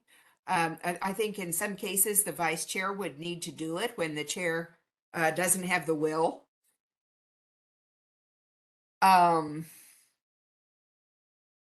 Let's not make it carte blanche for anybody there in purple to be able to do this. Let's figure out the circumstances under which they would be called upon. And I do recall, if I remember correctly, it was about who was actually in the room. So if we had a council meeting like today, if Councilor Mevaji was remote as well as the chair, and you may not see or hear the full disruption in the room, I think that's where the designee would come in. But we can add language too about in person if that is helpful. It's not intended to have the chair, have anybody just do it. I think the intention was with regards to who's in the room and hearing stuff that maybe those remote can't hear or see. I don't recall seeing any language in the past on presence in the room. Because there are some other circumstances, I think, where a vice chair may need to step in, even if he or she were remote. So I'm not sure that that's the definitive factor. So it needs to be somewhere between carte blanche and just making it too restrictive. Chair? May we give that some thought? I remember that conversation that we had, and I do think that maybe potentially putting some language in there to specify that if remote versus hybrid, who's virtual, who's remote, or who's in person, excuse me, because I think that is something big, is that we're able here in person to capture things that online are not able to be seen. So just that alone. Other than that, I think that the language is fairly good, except that I read this like 10 times and I can't make sense of the sentence itself down there where it says such prohibited statements or remarks. It seems like there's something missing or something needs to be deleted there. It just doesn't make sense with the sentence.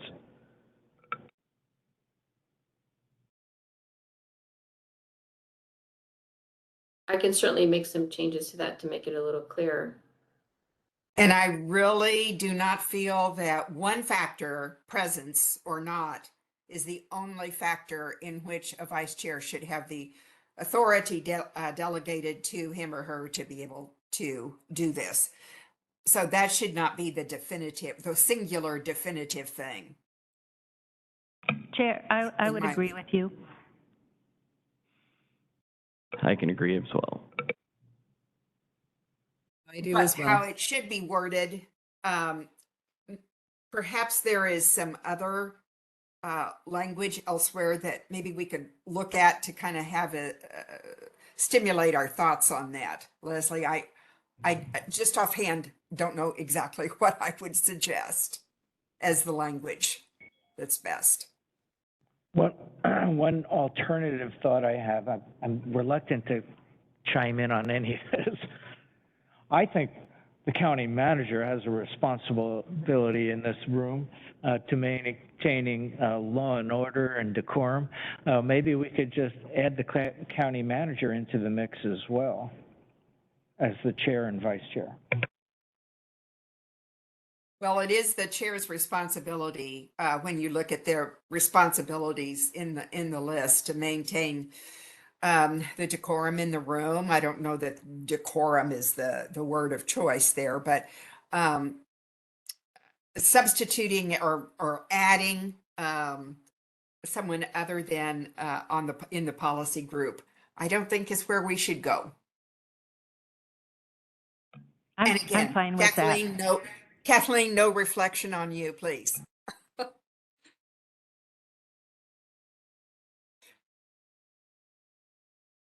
So, If I may, Chair and Council, what I could do is I can work on the language. It sounds like there's a majority who would like to look at language that could say, for instance, it could be the chair or vice chair and just leave that in there, take out or their designee, and then maybe add a sentence that says, so then it wouldn't matter if those individuals were either in person or not in person. And then maybe adding some other language about a designee in the event, both the chair and the vice chair are remote, or something to that effect. I can try to work on some language to add that the council can review next time, if that's appropriate. yeah.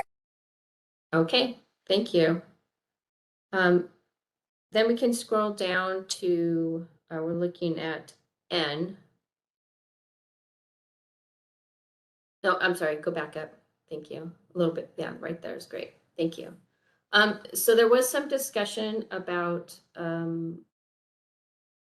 voting and the number of votes. And so this section N, I added that at least 3 votes are required to adopt a motion. That's consistent with the rules of procedure, that it takes 3 counselors to constitute a quorum, and states that a vote of 3 is required. Just added that language. I did add some language. There was some a request to have some language about what happens if there's a tie vote. So I added this language that says, in the case of a tie vote on any proposal, the motion shall be considered lost. That's the typical default. In the event of a 2-to-1 or 2-to-2 vote, a motion to reconsider or a motion to renew may be appropriate as described. And so the next sections talk about that. But before we move on, I just wanted to see if there are any comments or questions on just N or O. So, Madam Chair, this is literally the only rule that I actually wanted to speak on today. So may I? Please go ahead. Yeah, when I first proposed this way back, I had envisioned maybe one sentence. So I don't know how this morphed into all these exceptions, and in any case, I would like to pare this down. This isn't as complicated as this makes it seem, and I don't like the language in the first sentence because it, in fact, caused misunderstanding with the public when we actually had this happen, at least the first time. So when there is a tie or a motion doesn't pass because you don't have 3 votes, the motion hasn't lost. That's incorrect verbiage. It didn't pass. And there's a distinction, and we had constituents latch onto that. You're overturning something that was lost before. No, it just didn't pass before. So I would like to change that first sentence to basically say that the motion did not pass because of the lack of 3 votes. As simple as that. Eliminate the word lost. And then all these exceptions, number one, I don't know if they're true, and I don't know where they came from. Some of them are moot. If, like on suspending the rules of procedure for that meeting, I mean, if you don't have enough votes to pass, then it doesn't pass and you move on, you terminate the meeting, and then the issue's moot. So what I would propose is change that word lost And then keep sub double I, because that's really the only issue. And it will be a legal issue in some contexts, whether or not, okay, well, this was your only opportunity to pass it. It did not pass, and now the process is terminated, or some other action has occurred that prevents a subsequent vote. So, but I think that's accomplished by just keeping subparagraph double I and eliminating all those other caveats. Those are my comments. Chair? Yes, go ahead. Thank you. I would agree with replacing lost with fails to pass. And related to the 2-to-1 or 2-to-2, a motion that we may reconsider, I think because it fails to pass, the reconsideration, there is no prevailing side on a motion to reconsider, and I went through Robert's Rules of Order multiple times, but there is an opportunity to, and I believe the term is renew that you have in there, to bring it back so that a motion does not necessarily need to be made at the time, because quite likely it wouldn't pass if it didn't pass to begin with, but it can be brought back at a subsequent meeting, and I believe we should have like a timeline. Maybe it's the next council meeting, and then if it fails to pass again, or you have the situation where it's a 2-to-2 or 2-to-1, then, you know, move on. But I think there is within Robert's Rules the opportunity to bring something back at a subsequent meeting, so that you don't need to take action at that time. But I bow to you, Leslie. Well, so that's exactly the point, and we were told contrary. No. So, yeah, so it would be at the next available meeting, or maybe the next available meeting after that, when there are more counselors present, as long as final action or something that would prohibit a subsequent vote hasn't gone forward.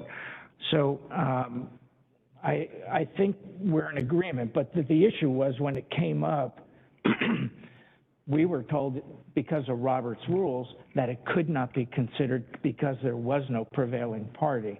And so this is to fill that gap, to clarify that, yes, we're 5 people, we should be able to proceed if we don't get 3 votes because we didn't have all the counselors present. I think we may be close to agreeing, but I think they were correct in saying that you could not reconsider, but the renewing of the issue, bringing it back at a subsequent meeting and voting on it again is possible. It may not have come up back when you cared so much about it. Yeah, that's just not what they told us.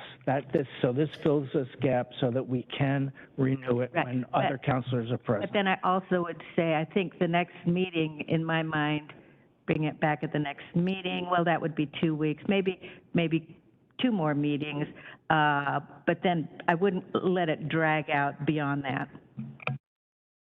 So I would not state a time because you don't know when some counselor may be unavailable. The determining factor is sub-bullet double I. As long as that hasn't occurred, that prohibits a further action as a matter of law, we should be able to reconsider when more counselors are present. Yeah, so I would suggest in O that after the motion shall be considered, whatever your word choice was good, defeated or whatever it was, period. And then drop the next sentence because the next sentence is clear. I mean, that is just the way it is. So I don't think we need that in these rules. And then as far as reconsidering or not, there are different options in Robert's Rules, of which reconsidering is one, and that can be used in some circumstances and a different approach in others. And this, by dropping that last part of O, gives you the opportunity to use freely and correctly what is in Robert's rules. Council, if I may, just to clarify some things, because I think there's been, there may be some confusion in whether it's a motion to reconsider or a motion to renew. The motion to reconsider, according to Robert's rules, is what can be done in that council meeting at that time. That's motion to reconsider. Motion to renew occurs at a subsequent council meeting. So previously, when there was a motion to reconsider at the same meeting, that particular situation did not, there wasn't it had to do with the prevailing side and who was making motion. So that, during that, if I'm thinking of the same meeting, that was a motion to reconsider.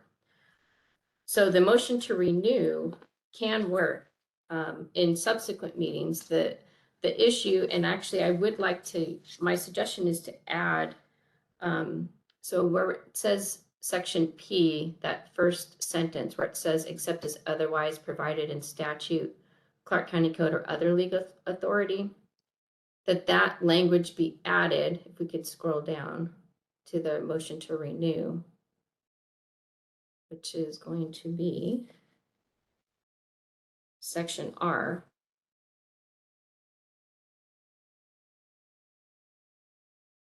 Here in this section.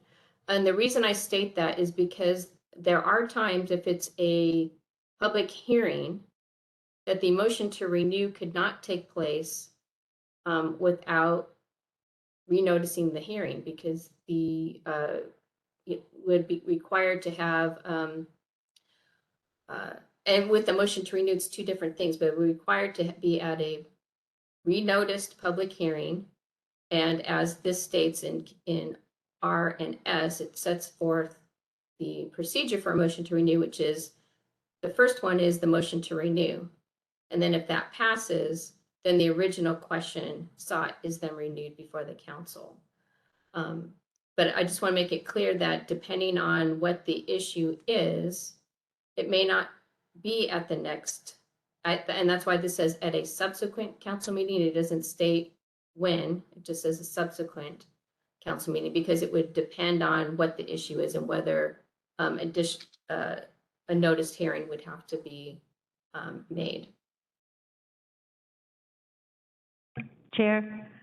Yes, go ahead. Thank you for that clarification, and I agree with that. I wonder if there could be some language that could kind of make it so that we understand it's not it's not infinite amount of time that something could be brought back up.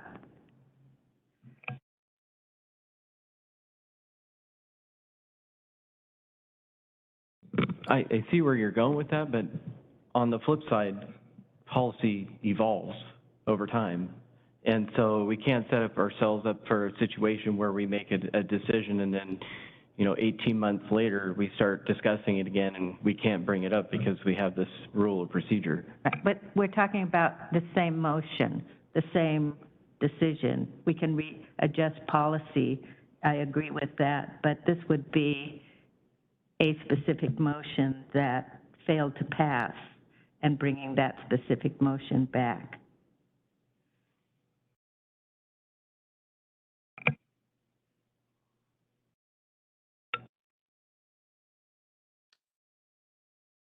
What I can do is, sorry, go ahead. With just for my understanding, then it doesn't prohibit council for bringing forward a change of a new policy that would be considered by the full council. So it doesn't eliminate that. It's eliminating the one action that failed on here. But if that action council wants to change in a year, you can certainly go through that process and bring it forward.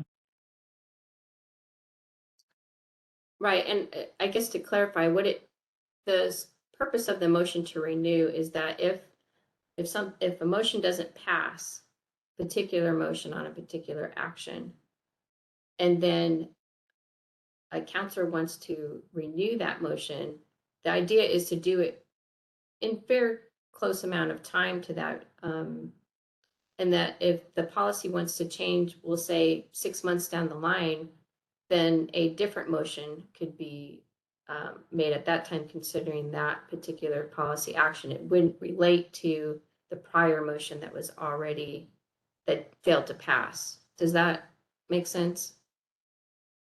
It does.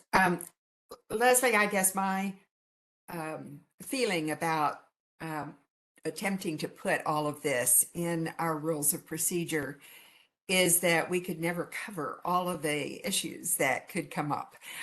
In Robert's rules, renewal is at least one chapter, maybe more. Reconsideration is referred to in 3 or 4 chapters. And every time it adds depth and further explanation that's really good. So I guess my inclination would be way back up there in whatever it was, or something, to just, as you stated, that it could be with renewal or reconsideration, period, and just leave it there. And you could say, according to Robert's rules, if the council desired that. I think Councilor Medvigi would not. I know he's not a fan of Robert's rules. I happen to be, because of its time-tested thoroughness. But however that is coded, to have it all in our rules of procedure is going to be one of those situations like the charter that just leaves so many questions unanswered, because it's not really possible to put them all in here. There are just so many. Thank you, Chair, for that clarification, and I would agree with that, including Robert's Rules of Order, because renewal is in, that's where I found renewal. So it's a time-tested document, and I agree it would be good to have the language more simplified. One thing I might suggest along those lines is just getting rid of anything to do with reconsideration completely, because that's really not the issue that we're talking about. We're really talking about when we don't have 5 counselors and we end up with a 2-2 tie or 2-1 situation. So I think that we should just get rid of reconsideration and just go by Robert's Rules of Orders with reconsideration, and then just specify renew. Well, it could be either. It could be either. Other than that, I support everything you said.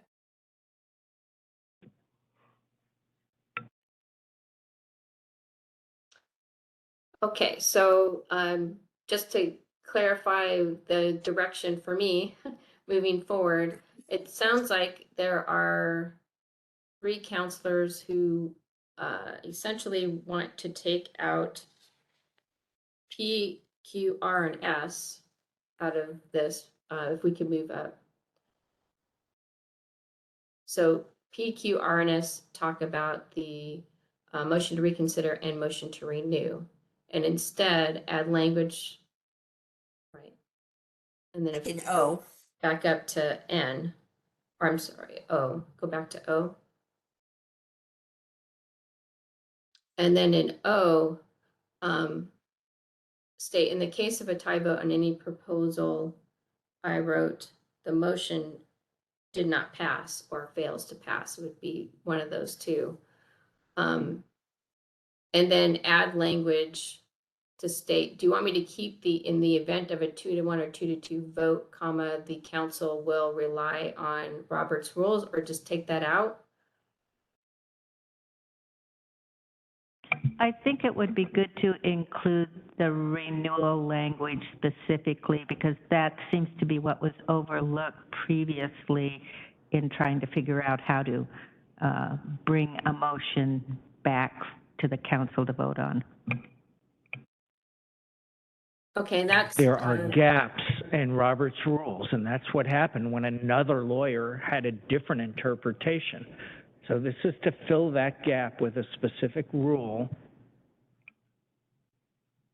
So it really isn't that complicated, and it's only constrained by if the vote not passing that day or at some future time something happens in community development or permitting or wherever that comes up in double I, that would say, okay, it's no longer timely to renew. So I mean, I can't say anything more than this. This really isn't that complicated, but everything seems to be. I would think I would concur with you that removing in the event of a 2-1 or 2-2 vote should come out. And the reason being that is certainly one instance in which reconsider or renew should be or could be, it could be utilized, but it's not the only one. For example, if there is new information that comes about on the topic at hand, that could be impetus for reconsider or renew as well. So I think by limiting it, we don't need to do that. Let's just omit it. Because it can be done. It can be reconsidered or renewed just by virtue of our following Robert's rules. And I want to mention, and Leslie, tell me if I'm wrong, but Robert's Rules is referred to as a guide already in either our charter or the rules themselves. They are mentioned as a guide already, so it's already there. Yes, that's correct, Councilor Medviji. It states, let me find it here. So section, if I can read it correctly, 19, we don't have to scroll down there, I'll just read it. Section 19B, it states that in the absence of special rules covering the needs of the council, or if an existing rule does not adequately cover the needs of the council, the latest edition of Robert's Rules of Order may be used as a reference, although strict adherence is not required. That's what the current rule states. And that's fine, and I don't think needs to be restated. I concur with you, Councilor Medviji. Could someone summarize what we might have decided? That would be helpful to me as well. I think what has been decided is that in O, the only thing that remains is in the case of a tie vote on any proposal, the motion did not pass, is my understanding. Yes. Okay. And then it sounded as though, if we could scroll down, P and then Q are being taken out, although there is discussion about leaving R and S in for the fact that it states how a motion to renew occurs because it requires two separate steps. Any comments on that part?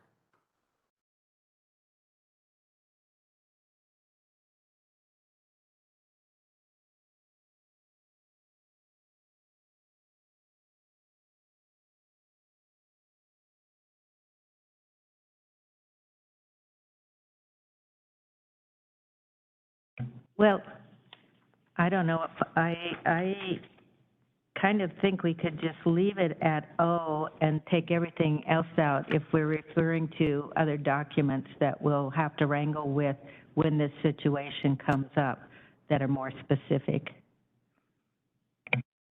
I support that too.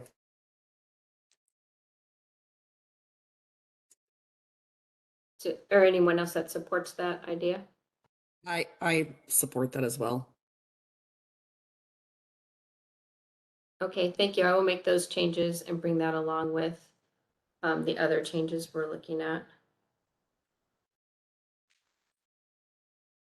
Okay, next we will go to, it's page 18. It's going to be section 5, absences of county council. I guess it starts on page 17 at the bottom. There we go. So this is absences of county councilors. There were some, if we could stop here. I'll just note that this has to do with when councilors are absent. There is,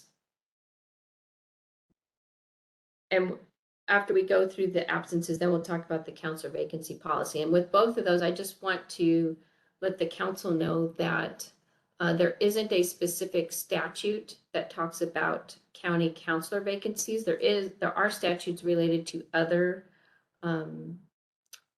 elected officials, including city councilors and fire district councilors, that sort of thing.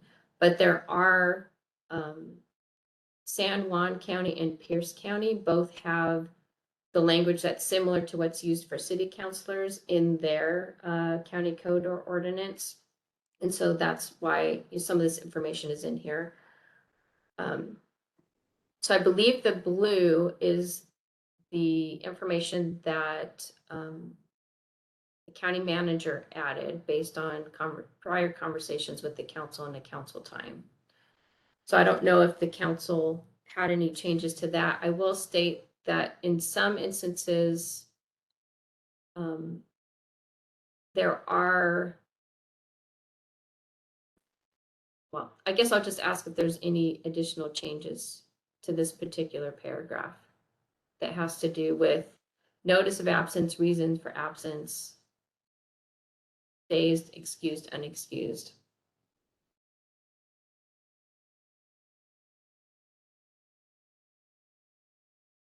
What is, if, what is it, about maybe 7 lines down, 5 days in advance and is within the definition that follows? What is that definition? Or maybe that's further down, I'm sorry. I don't know. I don't remember. Yes, you can scroll down a little bit, please. Okay, here we go. Excused, and then, Scroll Is down it one more, please. yeah. So this is the definition where it says excused absences of a county councilor. This was the language that was previously provided by the council. And then the next language underneath that is consistent with Pierce County and San Juan County and the city, the RCW that deals with the city about forfeiting. I will state that there, in some of those policies, it was the county manager or the council chair. There, some of the other options were that the notification went to the council chair, but then it was brought up at the actual meeting to state this counselor states that they will unable to attend. This is the reason, didn't have to go into any specificity. And then there was a motion and a vote by the council. And then that was noted in the minutes that it was an excused absence. But that's just one of the other options. Talk to me about giving the reason in the public setting, the reason for their absence. That could possibly violate privacy, couldn't it? So let's think about that. Particularly Certainly. if it were health related, or sometimes maybe even the death of someone in the family might be an item that they would really not like to have out there in the public. Certainly, Chair. I was just offering that as, I agree that that could be an issue because of privacy. I was just offering it as others have done that. Mm-hmm.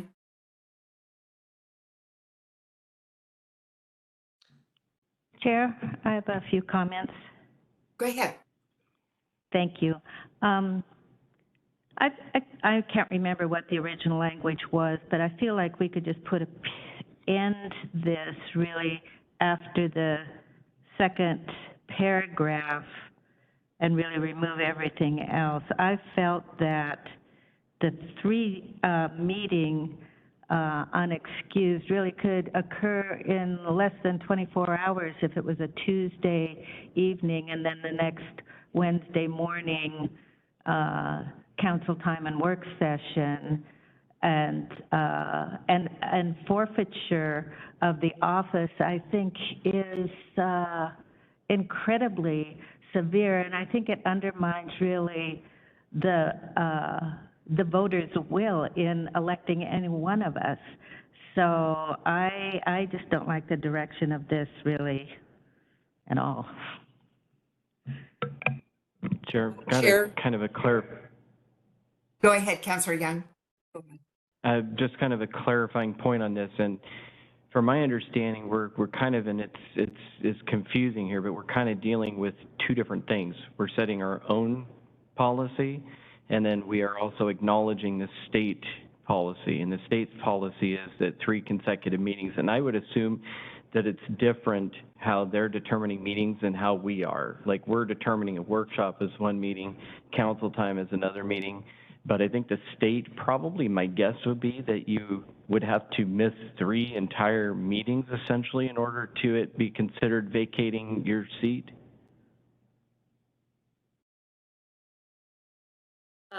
Thank you both, Councilor Marshall and Councilor Young. So first of all, the statute, the current statute that talks about, or statutes, I should say, do not apply to county councilors. They apply to city councilors.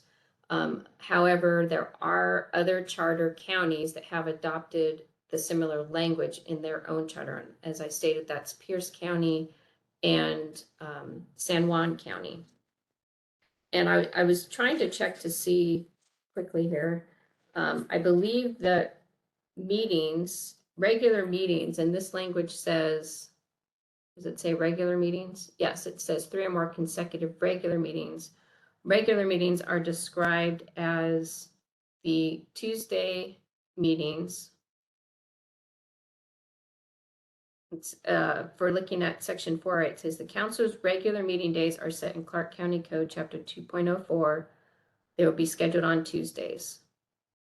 So that is what is described in the rules of procedure. So that would mean 3 consecutive Tuesdays based on this language. It also, I have a- under Thank you. regular That's meetings, better. states, see, it says 2 different things, because section 4 says regular meetings, and then it has one section says the council regular meeting days, and that's the Tuesday meeting, and then section B says council time. So it could also include council time. So perhaps you would need additional language here to clarify which regular meetings are being considered here. Where again is the council time included? Sure, let's go to, let me tell you what page it is. It was page 6, section 4.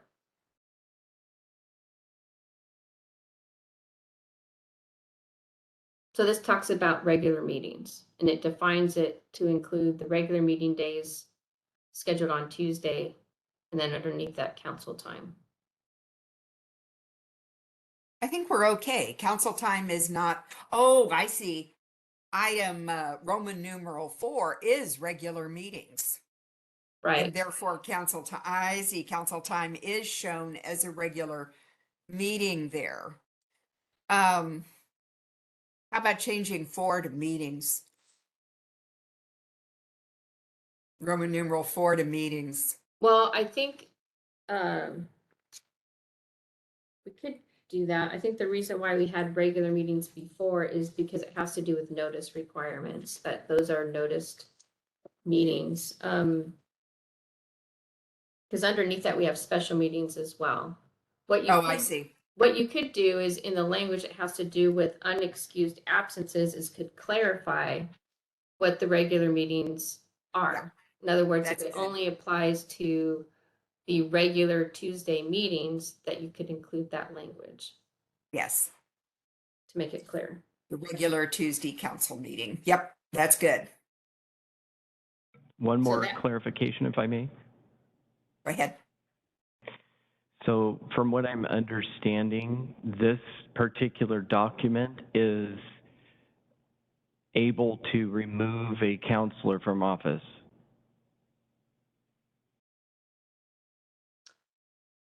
If this is in the rules of procedure and a majority of the council has passed this and a counselor has been deemed to have 3 or more consecutive regular meetings without being excused or absent from the county for more than 30 days without being excused. And this says by the executive body, so that can also be changed. Then yes, it does have that. And ability to Leslie, do let's that. add to the third word, a counselor may forfeit. So it's not shall. Correct. So I guess, have we ever had an instance of a complete deadbeat counselor? I don't know. I do feel a bit uncomfortable. I feel like this probably is something that should be addressed for sure by the charter review and added to the charter. But I don't know if we do something temporarily until that with this document. I'm not sure. So I, I'm sorry. sorry, Chair Bowerman, I just wanted to clarify to Counselor Young. So this particular document is currently a work in progress. It is not in effect until it is finalized, and then there's a noticed public hearing where there will be public comment, and the council will take a roll call vote to consider and either pass or not pass it. So at this time, it's not in effect. Counselor Belcott, you had a comment? Yes, I have to say I agree with Counselor Marshall and Young. Personally, I think the majority of you all know on this call, I came back from a business trip pretty sick, and then I passed it on to my children, which I had to take care of after that. So unplanned, I don't want to be removed because I'm sick or taking care of sick kids. So I guess that's, yeah, I think there needs to be a little bit more clarification on the meetings. I would hate to be removed because of instances like that, because I did miss a couple of meetings. I think I missed a council meeting, the ECHO meeting, and maybe one other because I was sick. So, Which you communicated to the chair, I imagine to the county manager as well. And that would be yes. covered under excused absences of a county counselor, health-related issues, which cannot be rescheduled. That mean the rescheduled business includes doctor's appointments to comport to county needs. So we understand.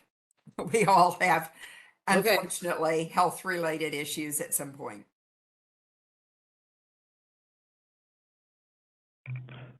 So I just want to make a comment because if I'm understanding these proposed changes, this issue has, and the solutions have really morphed over the last few years. The beginning legal issue, I thought we were told that we had no authority to remove anyone from office as a council. You know, the state law covers this, and it's basically inability to proceed in their office, you know, think life support, or they've been impeached through a judicial process or legislative process, or by election. So that's what the starting point was of this discussion years ago, and we were having problems with attendance with a couple of counselors. I mean, significant attendance, missing weeks, a month at a time with no notice, which got us to that 2-2 vote and 2-1 situation frequently. So I'm really unclear as to how all of a sudden now we have the legal capacity if we put it into our own rules on how we remove an elected person from office. So I'm really unclear on that, and quite frankly, you know, until we can improve the charter process, I'm not sure they would handle this situation very well either. Although I would like to reform the charter review process by an initiative ourselves at some point.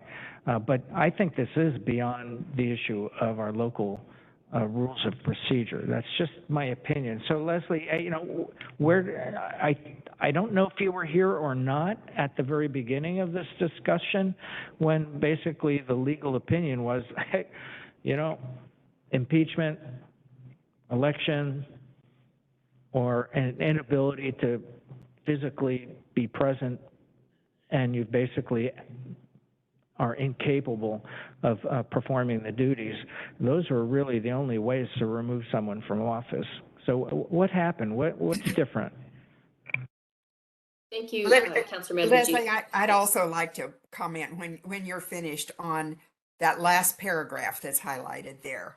That wording was carefully chosen. Okay, thank you, Councilor Medvedev, for your question. Those are good questions.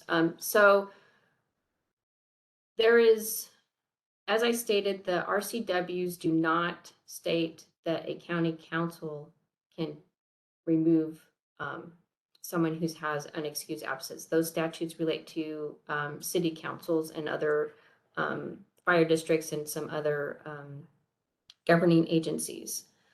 I agree that, and I should have prefaced this before, I put these in the rules of procedure, but my recommendation is that if they're the excused absences that have been what I said, the other counties that did it, it was part of their charter, was not part of their rules of procedure. So,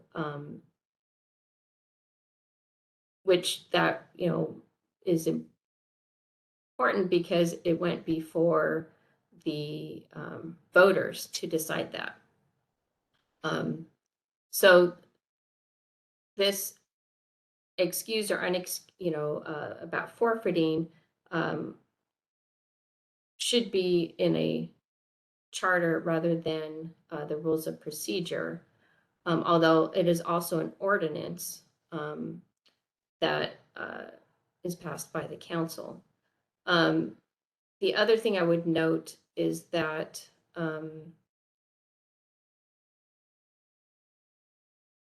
just forgot what I was going to say. Excuse me.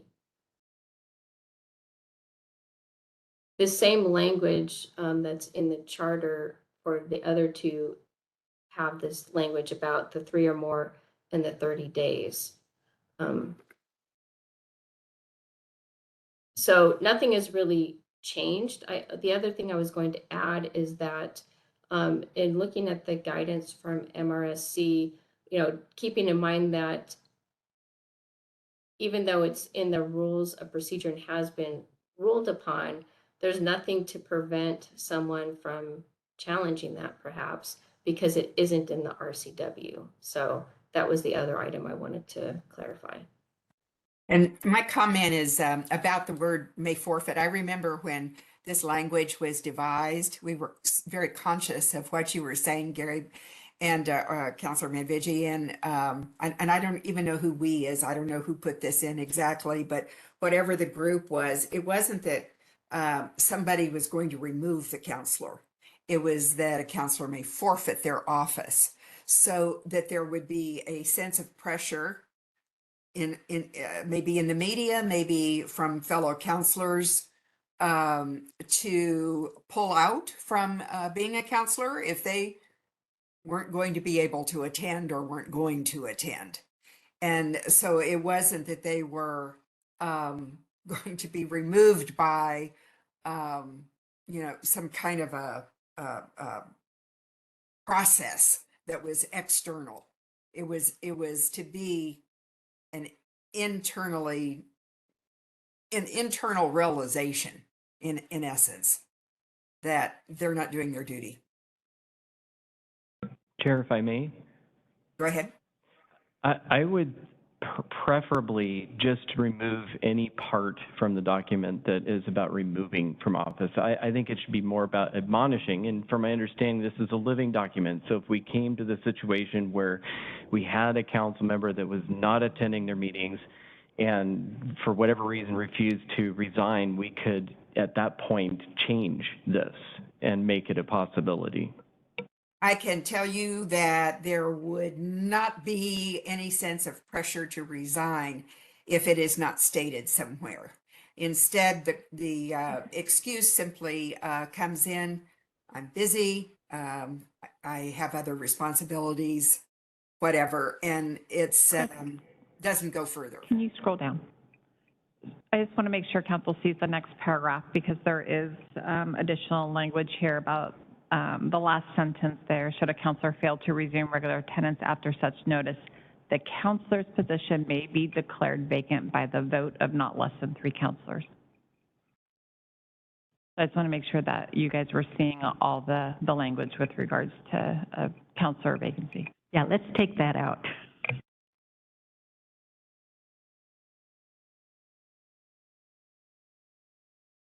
Another part before we move on to is in the paragraph up above where there's just patchy green, if you scroll up a little bit. Right there, at the very top, you moved it there, where it says vice, where'd it go?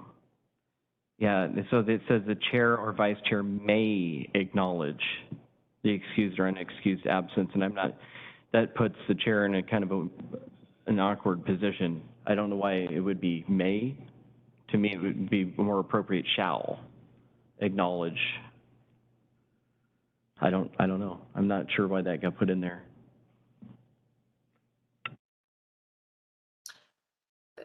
Thank you, Councilor Young. I don't recall when that language was added or not.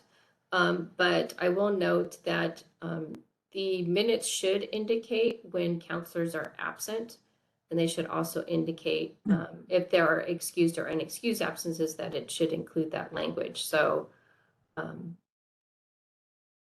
it would make sense to put shall, but that's not my decision. I don't know how the rest of the council feels about that. You're suggesting shall be noted on the minutes? Yes, because it should be Yes. noted on the minutes whether or not counselors are present, or if they're absent. If they're not shown as absent, I think they also say that they're present. And whether that absence has been excused or not. Agreed. Yes, and we do currently note on the minutes that a counselor is absent. I don't believe we're distinguishing between excused or unexcused. I think that should be part of the record, to be honest. I mean, I think I said this when we originally were talking about this, is that the public should be aware whether we're fulfilling our duties or not as counselors.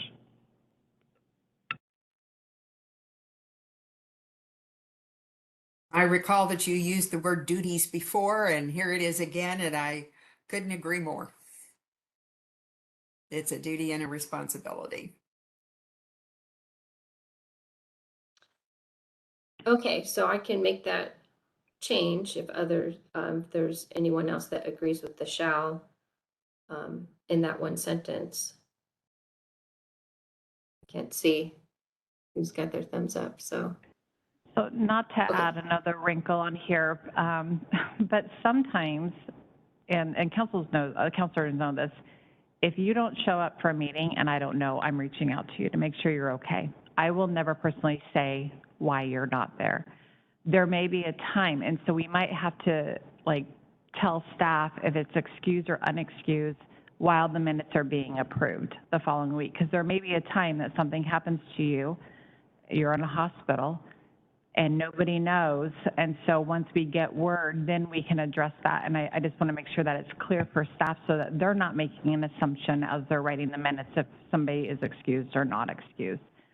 So I would recommend probably teeing that if we don't know, that maybe during the minutes when they're being considered the following week, that it can be identified at that time.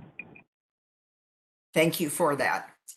And Kathleen, that last sentence in the blue that you had pointed out to us, it's down a bit from there where the council could vote for removal of someone. I don't believe we have that authority. I don't think that should be in the rules. Would that be correct? I don't think there's a basis of authority. I think I have to defer to Leslie because I think this was part of her research and the language that she provided for your consideration. Yeah, thank you, Chair Bowerman and Kathleen. So this particular language was used in a different county. I agree that that last sentence should be taken out. but I left it in there to, just for consideration for the council, because I don't make those decisions, so I can certainly remove the last sentence. I would feel more comfortable with that. I think we have a consensus on that. Am I correct?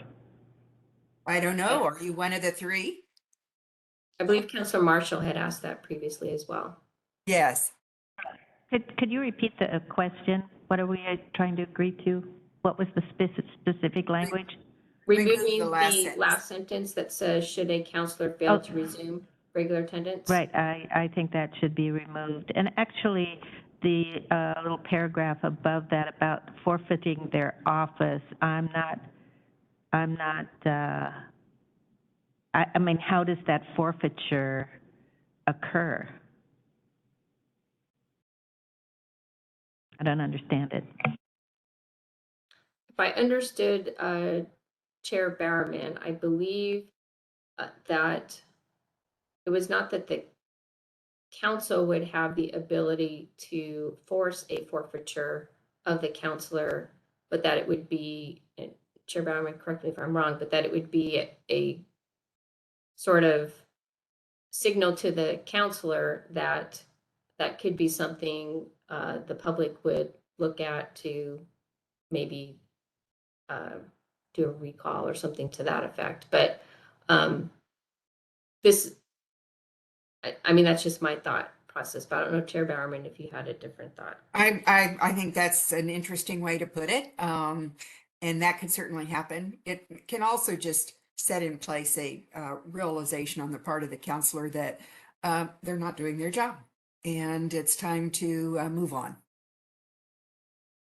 I have a suggestion. What if we add risk? A counselor may risk forfeiture of their office.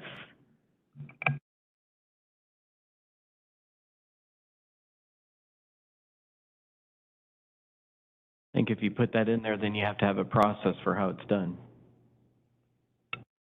Well, right now there isn't a process. I mean, it may be an empty threat.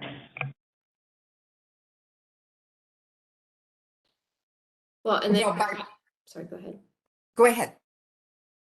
I was just going to say, we could add a sentence that makes it clear that the council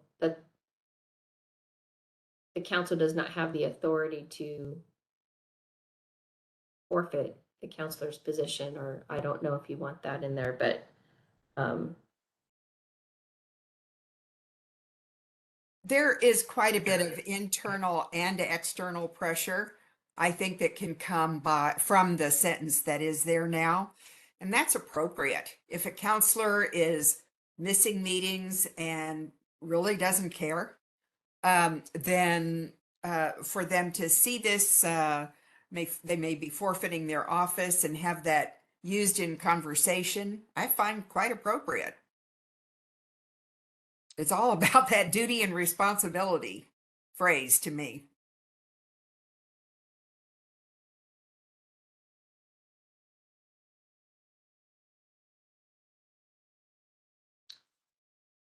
so I guess I need some direction about how you want to move forward with the paragraph that starts, a counselor may forfeit their office.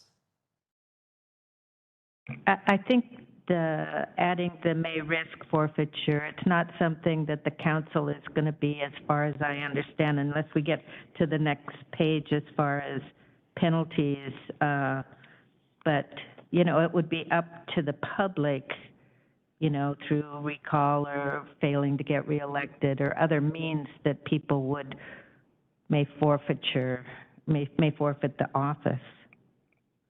I think it's confusing.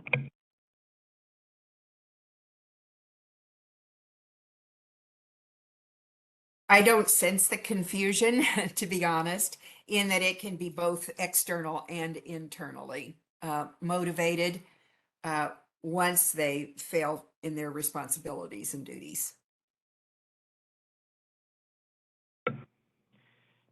I feel like this is a huge issue, and perhaps we should establish like a subcommittee to go over this so that we don't have to continue to have this entire discussion here in the meeting, and that committee could go through this and come up with some solid ideas and bring it before the council. That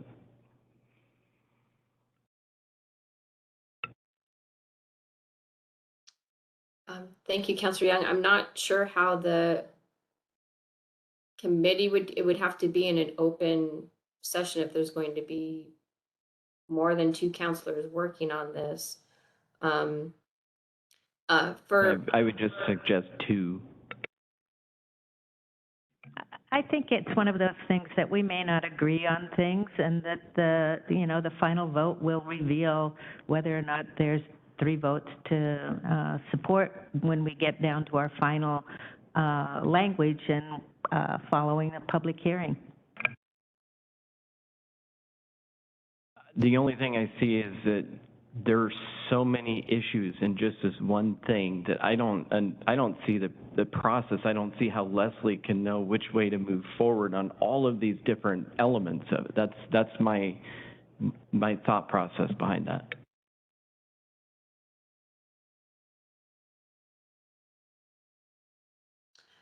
Well, what I can do so we can move on, because we have other items we need to look at, is I can make the changes that already have the support, and we can perhaps revisit this at the next council time. I think we do have support for removing that very last sentence that's in blue. That's my understanding as well. Good. Thank you.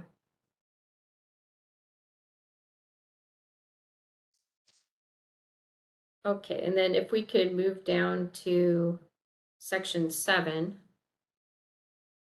on page 19. Now this is the, sorry. Could I Councilor Marshall? make a comment before we get to 7? And that's related to some of the penalties here. And I didn't think that we had agreed on divvying up the committees of the person, removing them from their committees, whether or not that was a penalty or a reward. It would certainly put the burden on the remainder of the council members.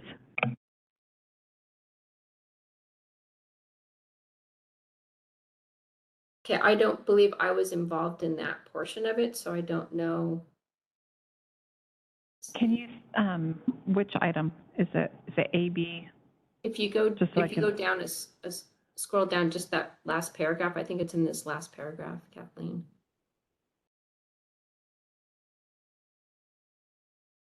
It's Page 18. under 6, it's the very last, well, it's C, under 6B,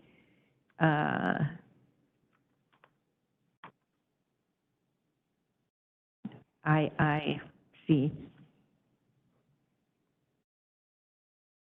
There you go. I think this piece was not changed based on what the last council adopted in the hearing. So there was no change this round. Doesn't mean there can't be, but that I'm fine with that. there was no update. Okay, thank you, Councilor Marshall. You know, let's hang there for just one more moment, if we may, because conceptually, I'm with you, Counselor, in that sometimes removal from the committees is a reward if their desire is non-attendance. So if this could become a may occur type of thing rather than it, well, it says a written order imposing one or more of the following. So it need not happen, huh? And there are cases where an organization has suggested that so-and-so be replaced because they just don't come to meetings. So in that case, it might very well be appropriate. I want to take back what I said, given the intro that's in little Roman numeral 2 there, I'm okay with it.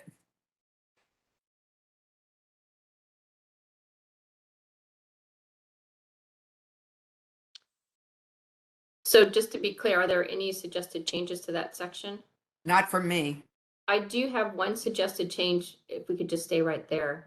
This last section D, I believe, should be removed in light of the council's direction to remove the last sentence from the excused absences. So I will remove section D.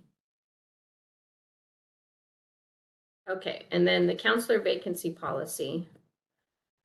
Now, I have included this, and this will be up to the council. We can discuss this. This is in the rules of procedure, which does become an ordinance. There will be a public hearing. It is, let's see, County Code 2.09.040 are the rules of procedure. Or if the council preferred, because this council vacancy policy may take some time, so it could be perhaps its own county code provision, a new one under 2.09, perhaps 0.050, to give some more time to discuss this council vacancy policy. It does need to be approved by June or in June. And so, and this is just a first draft. This is pursuant to the charter section that was passed last year, 6.7B.2, which states the council is to fill a county councilor vacancy policy. So I don't know if the council has any comments on that now. And what we could do, since this is taking quite some time, is perhaps move this council vacancy policy to its own proposed ordinance and then have more time to just focus on the council vacancy policy. Are there any questions, comments on that direction? I think that's I a think good that idea. would probably be wise. There's Okay, two. great. I'm sorry, what were you suggesting, taking to a separate ordinance? What part of this? Sure. This is section 7, the council vacancy policy, to comply with the charter section 6.7B2, is that instead of having this vacancy policy, and when I say this, I mean this is just a draft, but to have its own ordinance rather than just part of the rules of procedure, simply for the fact that it will take some time to probably go through that, and that it wouldn't be part of the rules of procedure. It would be its own ordinance. I think that's a great idea. And for the sake of time, if the council is okay with this, is that I won't particularly go through the councilor vacancy policy at this time. I'll start the process of creating, at a document that's the new ordinance, and then we can discuss that at a later council time. Is everyone okay with that? Would that be next week? Sure. Yes. I'm sorry. No, it needs to happen. Always So, that way. right. So we can certainly do it next week. Yes. That's good. Move it along, And- right? And if we could do one more before we close this item this morning, if you can go back to page 10, it looked like, Leslie, you had added a couple items on there in the rules of procedure on the bottom, under T. So I think it's Oh, yes. double I, and then a new U. So just wanted, if you want to go over Okay, that thank really you. quick. Sure. Section T, I added this language. This had to do, we talked about the language about adding agenda items to the Tuesday council meetings. This has to do with the Wednesday council time agenda. So I added with the council time is generally by the county manager. And then also the same language that talked about a counselor with another counselor takes the item to the council chair. So I can change this language to mirror what we've already discussed in relation to the Tuesday meetings and bring that back to council to make sure we're okay with that. So does that make sense? Is council okay with me doing that? Thumbs up, anybody? It makes sense. I'm okay with it, but I'm okay with this too. So either way, for me. Okay, I'll go ahead and work on that and we can talk about it the next time. This section U, in reviewing other rules of procedures, and doing some research on that, this section talks about if there's an emergency. So in the event of an emergency, such as a fire, threatened violence, or inability to maintain order, the chair, and we can add other language if you want it to be vice chair or designee, shall declare the meeting adjourned or continued, and the council members shall immediately leave the meeting area. This was just a suggestion. And maybe it's inherent that you have the ability to do that and not need it in the rules of procedure, but I was just adding it. Any comments or suggestions? I don't object to chair or acting chair shall declare the meeting adjourned, but I don't see a need for it either. So my suggestion would be just omit that paragraph. It's up to you. It's not up to me. Other counselors? I agree with Madam Chair. I don't think it really adds any value. Just my 2 cents. Any other counselors? I see one more. Sure. Okay, thank you. I think that was it, right, Kathleen? Yes, and what we can do as well, I'll bring back the options. I'll send them to you for the meeting schedule time and get that posted, and we can talk about that next week as well. So we can continue with the rest of the council time agenda. Very good. Chair, Whoops, go ahead. I actually had just a couple more things that were pertaining to sections that we didn't deal with yet. I was just holding back in case they came up. Let's see here. Let me get to them here. Just a real quick question. With work sessions on page 11, I'm just curious, and this we can save for a different time, but I do want to bring it up so it doesn't get forgotten. I'm curious why some of our meetings are on YouTube and some of them are on CBTV. Well, we can just maybe in one-on-one or something go over that. I can just share. CBTV only does our Tuesday meetings, the council meetings.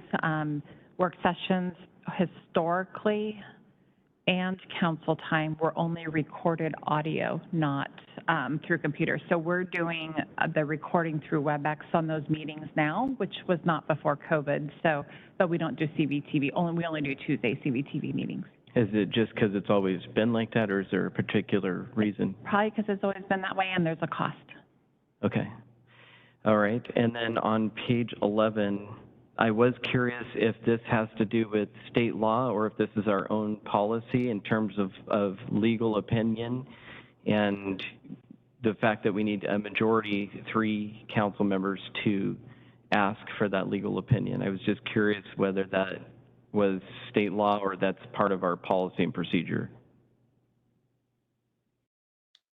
Thank you, Councilor Young. It's my understanding that this has, in regards to 11 with legal opinions, that's been part of the rules of procedure since the beginning. It's just what the council has agreed to do. So just clarifying, so that's just, it's council decision on whether we require 2 or 3 or however many to request legal support. This language here is the current language. So it's currently in effect. The only suggested change is changing options to opinions. And so this states that it is the legal opinions that come to the prosecuting attorney's office are either from the county manager, the council chair, or a majority of the council. Okay, so, but my question, I guess, is could we change that number 3 to something different? Is that within our purview? If a majority of the council wanted to change that, then yes, we can make that change. It's Okay. not rooted in state law. That was just the council's direction from the beginning of the charter, I believe. And Leslie, do we need to review the charter regarding this, especially like in section 2.6 relationship with other branches? if that might have any impact on that process. I'd have to look at the charter to see what that says. Yeah, it talks about council members not interfering with the administration of the executive branch. They shall not issue orders to or direct, either publicly or privately, any officer, agent, employee, contractor, or vendor subject to the direction and supervision of the county manager or other elected official. And then it further states, nothing contained in herein shall prohibit a council member from referring a citizen complaint or submitting a request for information to the county manager or another elected official, submitting a request to the county manager to work with a department head to investigate a constituent issue, and then 3, requesting information or advice pertinent to the legislative deliberations and action of the council from any officer, agent, employee, contractor, and so forth. And the reason I bring this up, so I would love to get this figured out, because requiring 3 is just a very awkward process. You know, when we need a legal opinion, the only way to do that is up on the dais here. And there are times when we might be just looking into something, whether something might be possible that we would like to have legal advice on, that we don't necessarily need to have the discussion here up at the dais. So if there is the possibility for us to reduce to 2, I would love for us to at least look at that. And when we have a policy analyst as well, they can also help research other counties. That's what they do, as they are working with counselors directly on policy items that might be of interest. They help do that research. Okay. And then on page 12, again, I would like us to have a conversation, not today because we're so far over, but I would love for us to go over this process and how we're choosing our people to interview for Planning Commission and the other 2 commissions that we do appoint in the council. That process was awkward, and I think it's worth reviewing. And I think that was it for today. Yep, that's it. Just so for clarity for our direction, do we have support from 3 counselors to look at changing Article 11 on page 11, which is the legal opinions? I would support that. That's changing 3 to 2, is that what you're saying?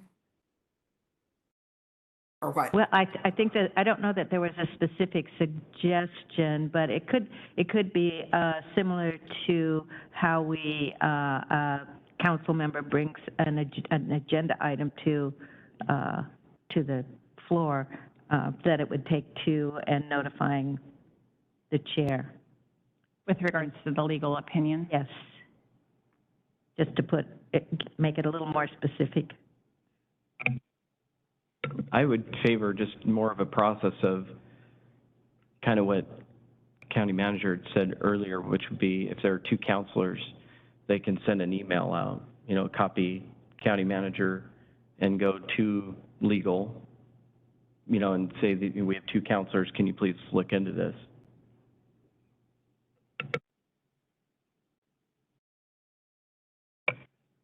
Madam Chair, there are so many problems, and I'll just highlight one that I just heard about. It's conflicts of interest, and it's something that our PA's office is very, very challenged.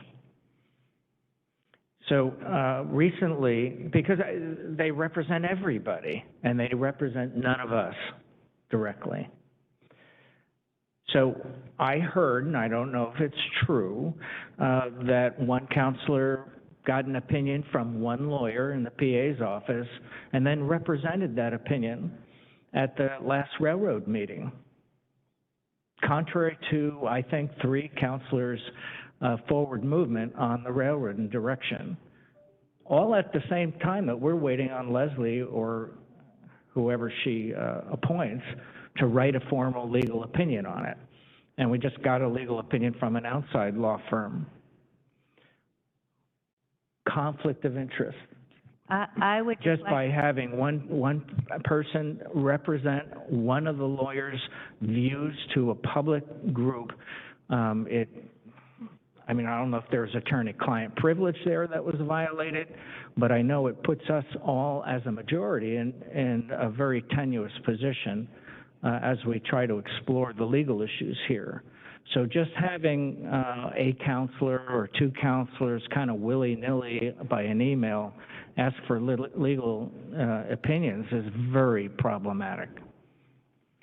Let me just clarify. I attended the last Railroad Advisory Committee, and they discussed the opinion that Mr. Temple's attorney brought forward. And when they asked me if I had any comments, because I just attended to observe, I explained that we are awaiting a decision, an opinion from Christine Cook. And I also noted that there was a previous Planning Commission meeting several years ago where she expressed her opinion at that time, and they could look that up and listen to it, but that there was another shoe to drop. I was not claiming to represent anybody's opinion. So I will just say I also watched that meeting, and I'd have to review it again, but I didn't see it in the sense that one of our counselors were giving legal opinion or had received legal opinion. I didn't see it that way, but I'd have to review it again. Yeah, so I'm not bringing it up as a specific accusation. I'm bringing it up as an example of a conflict of interest and how problematic it could be in any subject area if counselors started individually asking for legal opinions. You know, I given this discussion and going back to the language that exists there now, I'm actually supportive of that because you've got the three counselors as an or. You've got the county manager as an or and the chair as an or. So I think the options are very well covered there.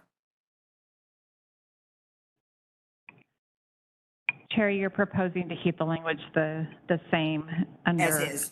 item 11. Okay. Anybody else have thoughts on that? Yeah, I'm happy keeping it the way it is.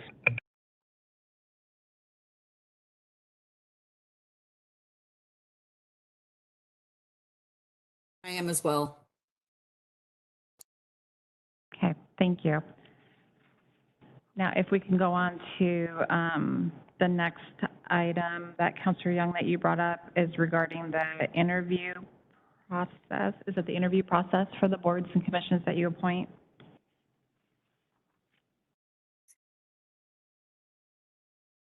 Was that a question to me? Yes, because I want to make sure that I have the majority of the council supporting it before we go in and start drafting language and changes. Yeah, I don't know exactly what those changes are, but I would be interested in hearing different examples and different possibilities to start off with. Like, you know, one of the things that was uncomfortable to me in the existing process is that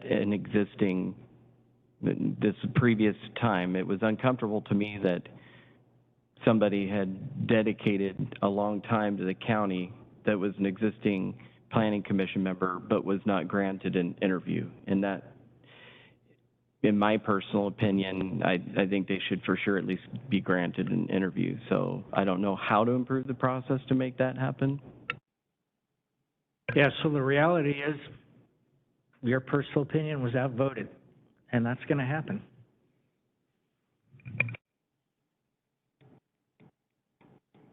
And what carried there, as I understand it, is what was I think Michelle calls it a quorum vote. A vote of 3 puts it on the agenda to be interviewed.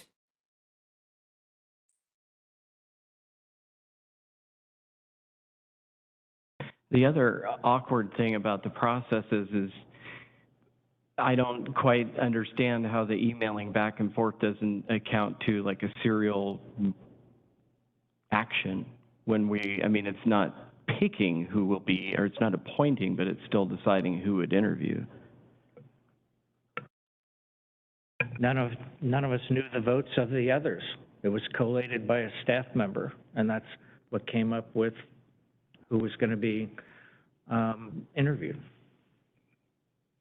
I didn't know how any of you voted, or Sue Marshall voted, or Kathleen, or Michelle. I mean, I just did my vote directly to staff, and that was collated, so there was no discussion or contemplation.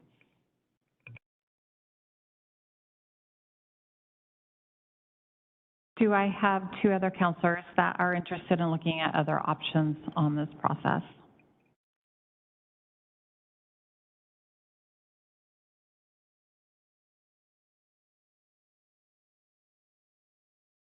Okay, I'm hearing none. Was there anything else on your list, Counselor Young? Nope, that was it. Does any other counselor have any other items on the rules of procedure, knowing that we'll come back with the schedule or the agenda items and the options on that for next week, as well as the vacancy policy, and then I believe one other piece on there. Is there any other things that council would like us to look at and bring forward, suggestions or options? Okay, thank you. And hearing none, I believe we're ready to move on. Is that correct, Leslie and Kathleen? Yes, thank you. Thank you all so much. We have quite a bit of agenda left. It is 12 o'clock. We're going to take a 5-minute break, and I will see you back sitting here at 12:05.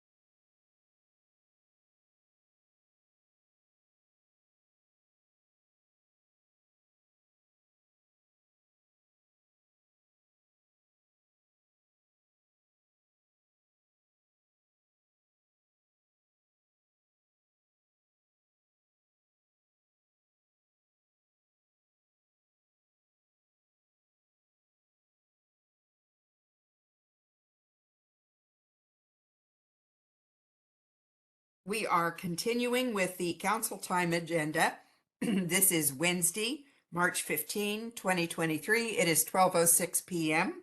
And we begin at this time with new business, item 3.1, on the subject of public notice. Kathleen?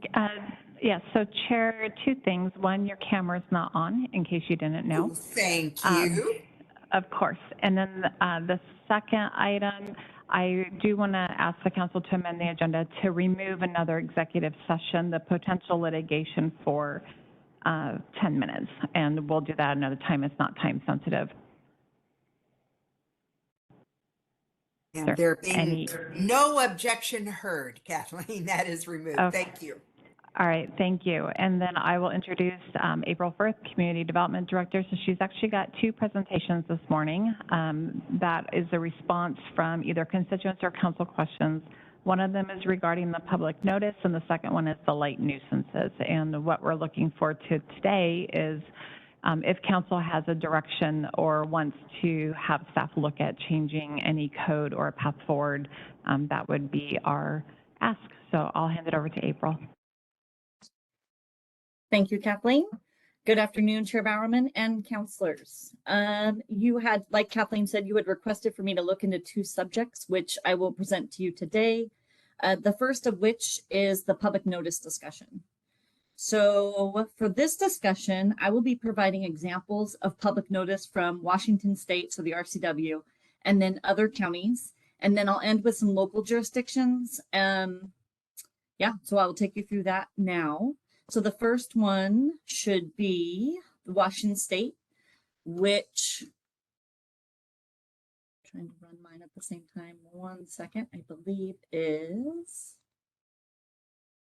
basically within 300 feet of any portion of the boundary of such adjacent located parcels of real property. So theirs is, so the RCW says 300 feet on all sides of a property.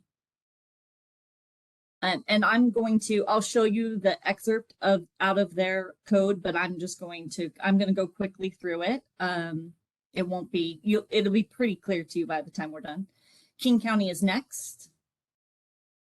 And King County says, first class mailed to owners of record of property in an area within 500 feet. So they have a flat 500 feet as their public notice requirements.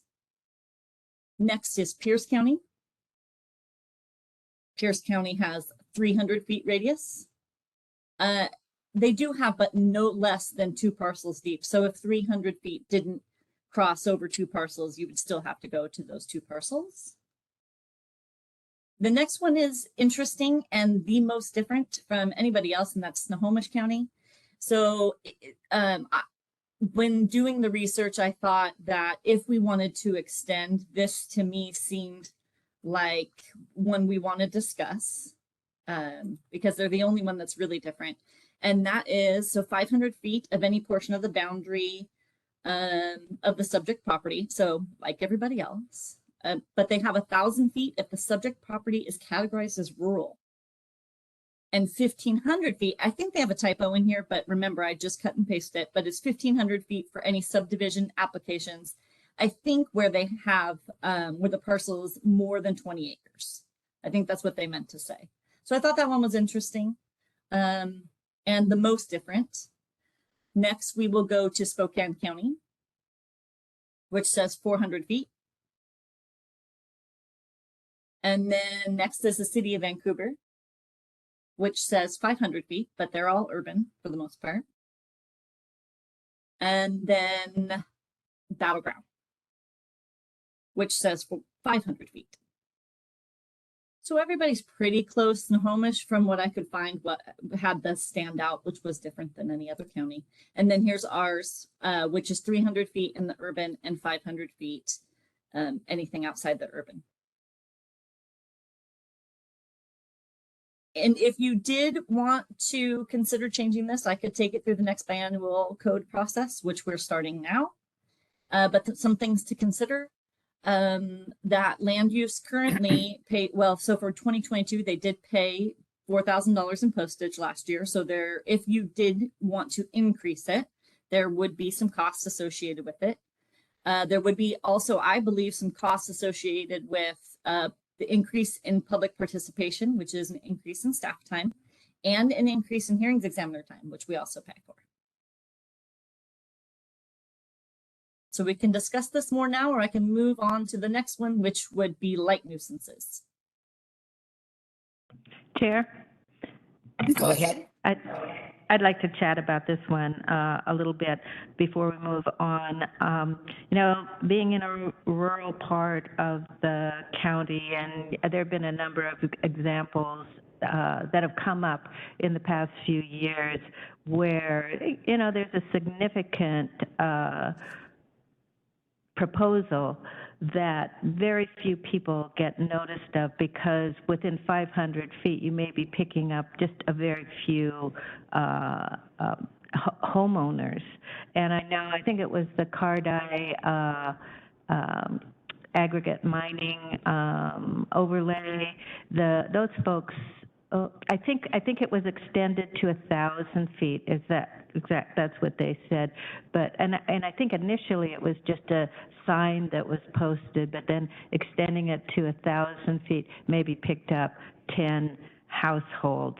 So I think there needs to be improvements, and I appreciate that it's going to be more work and more money to do this. And so I think it's worthwhile for the public to have a chance to weigh in on this also. One thing that I thought was interesting was King County, where, and maybe this is on a case-by-case basis, but they can extend it to at least 20 different property owners, because the number of feet may not get you, may still not get you 20 nearby parcels. So I think there's room for us to try to figure out. Whatever we decide, I think there'll still be complaints about people not being notified, and often there's projects, especially with aggregate mining, where the impact is really on the whole transportation route that gravel is taking. And, those trucks go by every minute through the day. So, we may not be able to notify everybody who could possibly be impacted, but I think we could do a better job. And I think a number of feet for one criteria, and then a number of direct property owners, some combination of that, I'd be supportive of pursuing.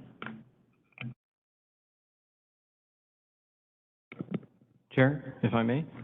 Go ahead. I think there were lots of great ideas from all of those different jurisdictions, and I think that we could grab what was good from all of them. I would support like a 500-foot and 1,000 between the urban growth area and outside the urban growth area. But I also agree that in the situation where we're rural, and I think 20 different property owners is reasonable to do. And I also think that we should not go any less than 2 parcels deep surrounding it, and the contiguous part is important too. So if the same owner owns multiple parcels, the zone should start outside of all those parcels, not just the one particular in question, because a lot of times things change and boundary line adjustments are done and parts are included in different things. So I think that's important. The one question that I did have, do we have a cost recovery method on the cost of postage for notification?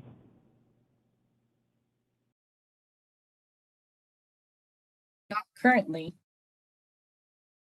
I think that we may charge the larger, I think that we have a cost recovery for in place for some CUPs.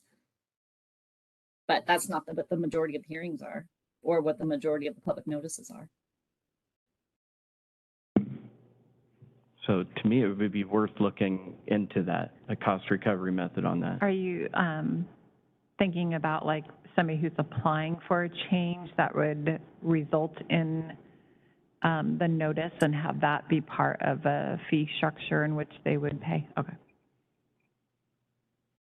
So postage fee attached.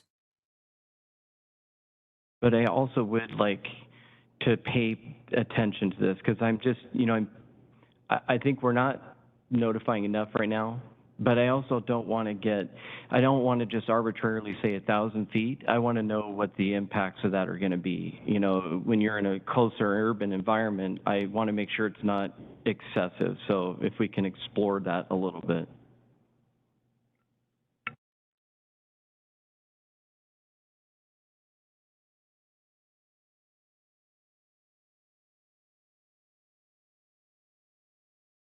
I'm not clear if we're giving any particular direction on this at this time. I think not. Is that correct? Council, correct me.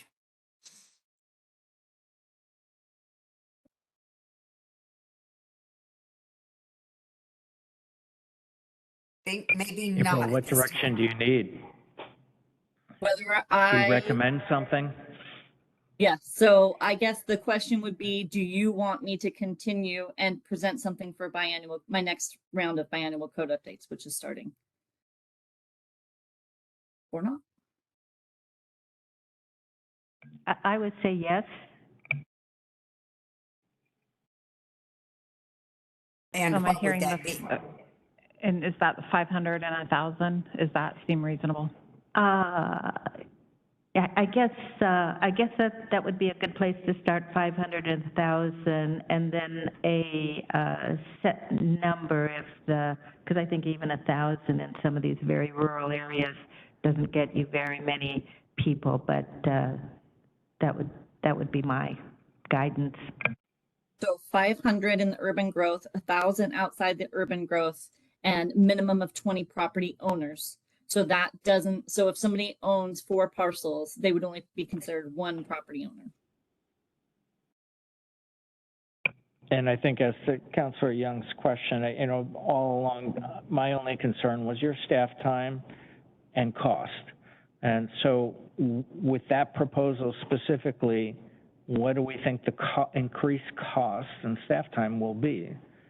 I'd have to do a time analysis and a postage analysis, but I could do that with biannuals and suggest a fee with it. So I think I'm agreeing. I think we've gotten a lot of complaints over the years, especially out in the rural properties, of not reaching enough people. So I'm looking forward to that, to a point that obviously if we can't afford it, it's going to break your budget, then I don't want to push in that direction. I'd rather look for other alternatives to get the word out. One of the simple things that we've heard complaints about is just, hey, put a big billboard sign up in the area where the development's going to be, at least so people can read it and know what's happening. That's fairly low cost. Anyway, I'm interested in the cost of expanding, and I do support expanding the notification ranges just as was outlined. And Counselor, the sign and a large sign is required on the site at least 14 days, I think it's 14 days, before the public hearing. So it has to be in place a length of time that I'm thinking is 14 days, but I could be wrong, before the public hearing. That's also a requirement already in there.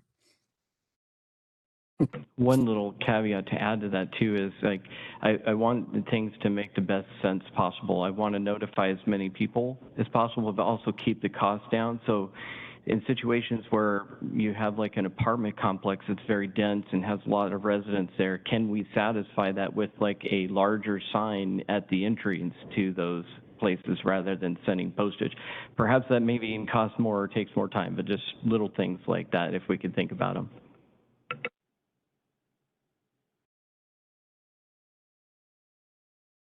What about social media? Has the county ever engaged in social media when they're doing announcements of this sort? Because that's free. There's no postage costs involved. It's a very interesting discussion that I've actually thought about because you do run into property owner, but what if someone's renting it? You run into some of those, and I think that I know I've attended every land use hearing from the last year. I know that that's how the public gets out. That they do it themselves through neighborhood associations or Facebook groups. And so it would be interesting. I think there's some things that we have to follow through with the RCW right now until that gets updated, but something to be considered. We don't do it now. Okay, that's what I was wondering, because I've had a lot of constituents contact me recently, like the other counselors have mentioned, and they, I just don't think maybe the postage notification is working quite well, especially like Councilor Marshall mentioned in the rural areas. And it seems like everybody's on social media nowadays. I've mentioned this in some of our other county meetings. A lot of people aren't even reading print newspapers anymore either. So then they're missing that announcement in the newspaper. Even though I know with several different types of things, they're supposed to give legal notice in newspapers that nobody reads anymore. So how are they supposed to know? But I think doing a lot of outreach as well with the neighborhood associations too. I know Councilor Young and I ran into each other at some of the same meetings, and they're now starting to get pretty active again. I talked to Marilee in the county who's involved with the neighborhood association. She said they're really started to get activated again. So I think that would be a good avenue. Again, that's free. I'm thinking about free is a good price. Just some things to consider. And then someone else recently told me there was an issue with the phone number that are on the county billboards, April. Who, when you dial those numbers, who does that go to? Well, the billboards are put up by the applicant, Okay, so I would have to check. We have changed from a 360 to a 564, 564. So some of the long-term developers might be using the 360. I will check. okay. Yeah, that's just some recent feedback that I got. So just some food for thought. That's all for me. Good discussion. I think maybe that is enough on that item. Don't you agree, April? Okay. All right, so next we have light nuisances. And it's kind of similar. Basically, here's historic complaints. 2019, there was one light complaint. It was commercial. Code enforcement does enforce light complaints when they're commercial. 2020, 0 light complaints. 2021, 3 complaints, and all 3 were residential to residential. 2022, 2, but they were commercial. And 2023, 1 light complaint, residential to residential. That's also the constituent that you heard. So for 4 years, just as a summary, 5 residential to residential complaints, which would need to be resolved civilly. Again, we do not enforce residential lighting complaints currently. So that's what this is about. Next slide, please. And then other jurisdictions. So for the most part, this was a little harder for me to find. King County and Battleground are silent on the subject, as we are too. Pierce County has just, I was looking at something else yesterday and I realized that this is very recent for them. I think that just adopted in February of 2023. So Snohomish on their website, and I snipped it exactly from their website. It's a civil issue. They put that, so they have the same that we do, that code enforcement does not handle civil matters. Spokane County has one. I don't know when that one was adopted. And then the city of Vancouver does, but theirs is like ours, it's commercial. So things to be considered here in the next slide. So some things to be considered, I would say, is that we don't have the resources to enforce. And I'm not saying that I don't have enough code enforcement officers, but I think that this would be harder to enforce, especially in the rural areas. But as a second part to that though, and I quoted the person that came to the public meeting, because their point basically was, we don't need you to enforce it, but we would like it in code because most developers or builders will adhere to the code. And that was their point.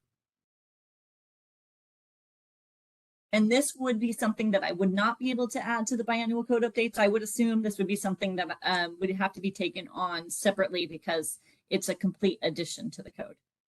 So it would have to be taken through a type 4 process. So I'm wondering if you want me to do that.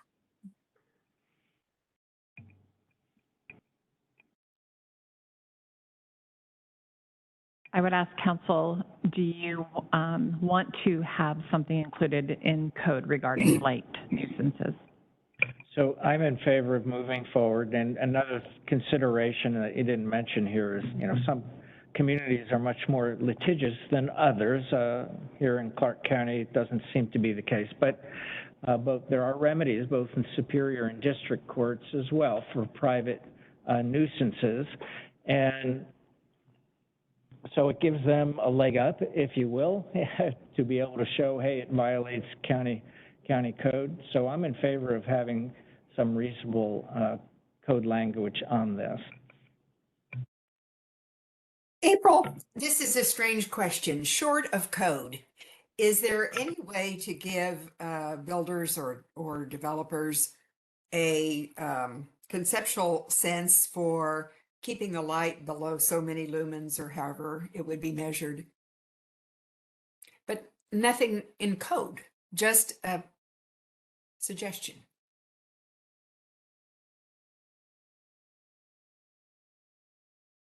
Really? No, It seems like that's almost what was being requested, with some guidance to the builders. I think that they want the one that the public comment was about. They did call out Burien and Island County, which have significant, and it's not always that unusual for a city to have a residential light ordinance because they're closer together. It's can be unusual for rural. I think Island County. If I had to assume, I would think that it's because they have a lot of shoreline and trying to protect their natural the natural appearance of their county. Not anything that, I mean, you could make a management decision about it. You could do a management decision about it, but it would still be somewhat optional for them to adhere to. And I was thinking that optional could communicate guidance, perhaps. I don't know if that would satisfy the need here, but I kind of think it would. Because we don't have a way of measuring light at this point. We've got some very bright lights in our neighborhood, and I have no idea how many lumens they are or how bright they really are. But if the developer had guidance, I suspect they'd stick with it. Just a thought. And I think that's what the public commenter thought too. Mm-hmm. But Chair, if I may? Yeah, go ahead, Councilor. Yes, I was just going to make a couple comments, and one is that I think the problem is more prevalent than the statistics would lead to say, because if there is no code that people are violating, why would they file a complaint? So I think there's probably a lot of people that are upset about this, but there's no method for them to complain. And my thought process, this seems like something that would be right up the alley of DEEB for them to kind of go through and look at and see how we could regulate this in a way that makes sense. And it also, one of the comments on the slides is something that I think that we as a council should probably have a larger discussion about is the fact that we don't have the resources to enforce this. And so I think I would love to tackle the subject of how our enforcement is operating in the county and what resources might further be needed. Those are my comments. Thank you. Chair? Yes, Councilor. Thank you. I look at this as kind of a twofold issue. There's the issue of nuisance that the person who came to talk to us spoke of, but there's also just and it's not so much lumens as directing the light downward so that it's not going up into the sky, and it's really to protect the night sky and our ability, which I think is fundamentally a human experience and important, to be able to see the stars and planets in the evening sky. So that's really what I think is the most important in looking at this. And I think DEEB might be the great place to raise this concern. If there's, I don't know what the cost of these downward directed lighting fixtures might be. So that cost, and if there's ways to incent the use of lighting that protects the night sky. In my neighborhood, in a rural community, and the development on 179th, there's going to be over 600-700 houses, and across the street from those houses are 20 and 40 acre farmland parcels, and the lighting that they put in is all directed up and down in all directions. So that's the impact that I'm hoping we can curb, so we'll still have an opportunity to look at the night sky. The night sky is a great idea, but also there are some situations where the light is actually pointed at the neighbor's lot. And that's what I was thinking of. And alluding to how bright the light is. Some neighbors like that because they consider it anti-theft, but others don't. So it's a difficult area to regulate and put code on, but one that maybe Deeb is up to.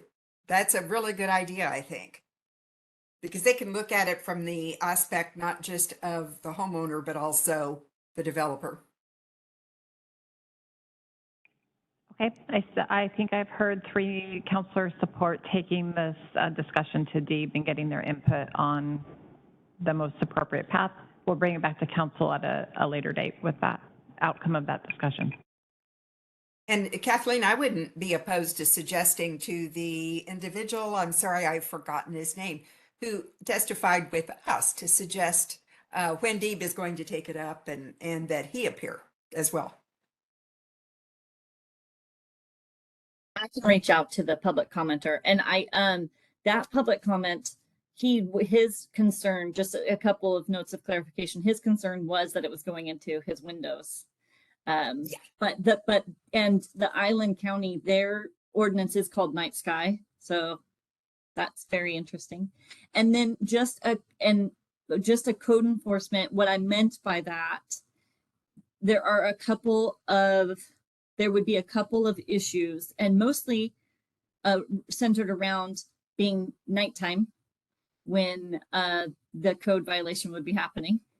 And also being able to, generally, our first investigation into a code enforcement case is not from the parcel, it's from the road or the neighboring parcel. And so a light, and what I meant mostly by that is a light complaint sometimes would be hard to see from a neighboring parcel or from the road. Mm-hmm. Well, very good. Thank you for this discussion and the detail that you bring to us. Thank you, and I will bring it to Deeb. All righty, great. So let's move now to new business, item 3.2, comprehensive plan and the schedule. Yes, so this should be fairly quick. So as part of the comp plan update, Oliver and his group are managing this process with the council and the community. There's specific times when council would need to be given information and provide direction to staff. So instead of individual work session requests coming to council, what we have done here is we show the 7 items over the next year that would need to come before council for a work session in the hearing work session as well. So this is just asking council to say yes. This is a schedule, we can move forward with scheduling the work sessions, knowing that the dates might change a little just based on information that we're getting. So this is similar to a work session request, but not having to go through the 9-step for all items as part of this process.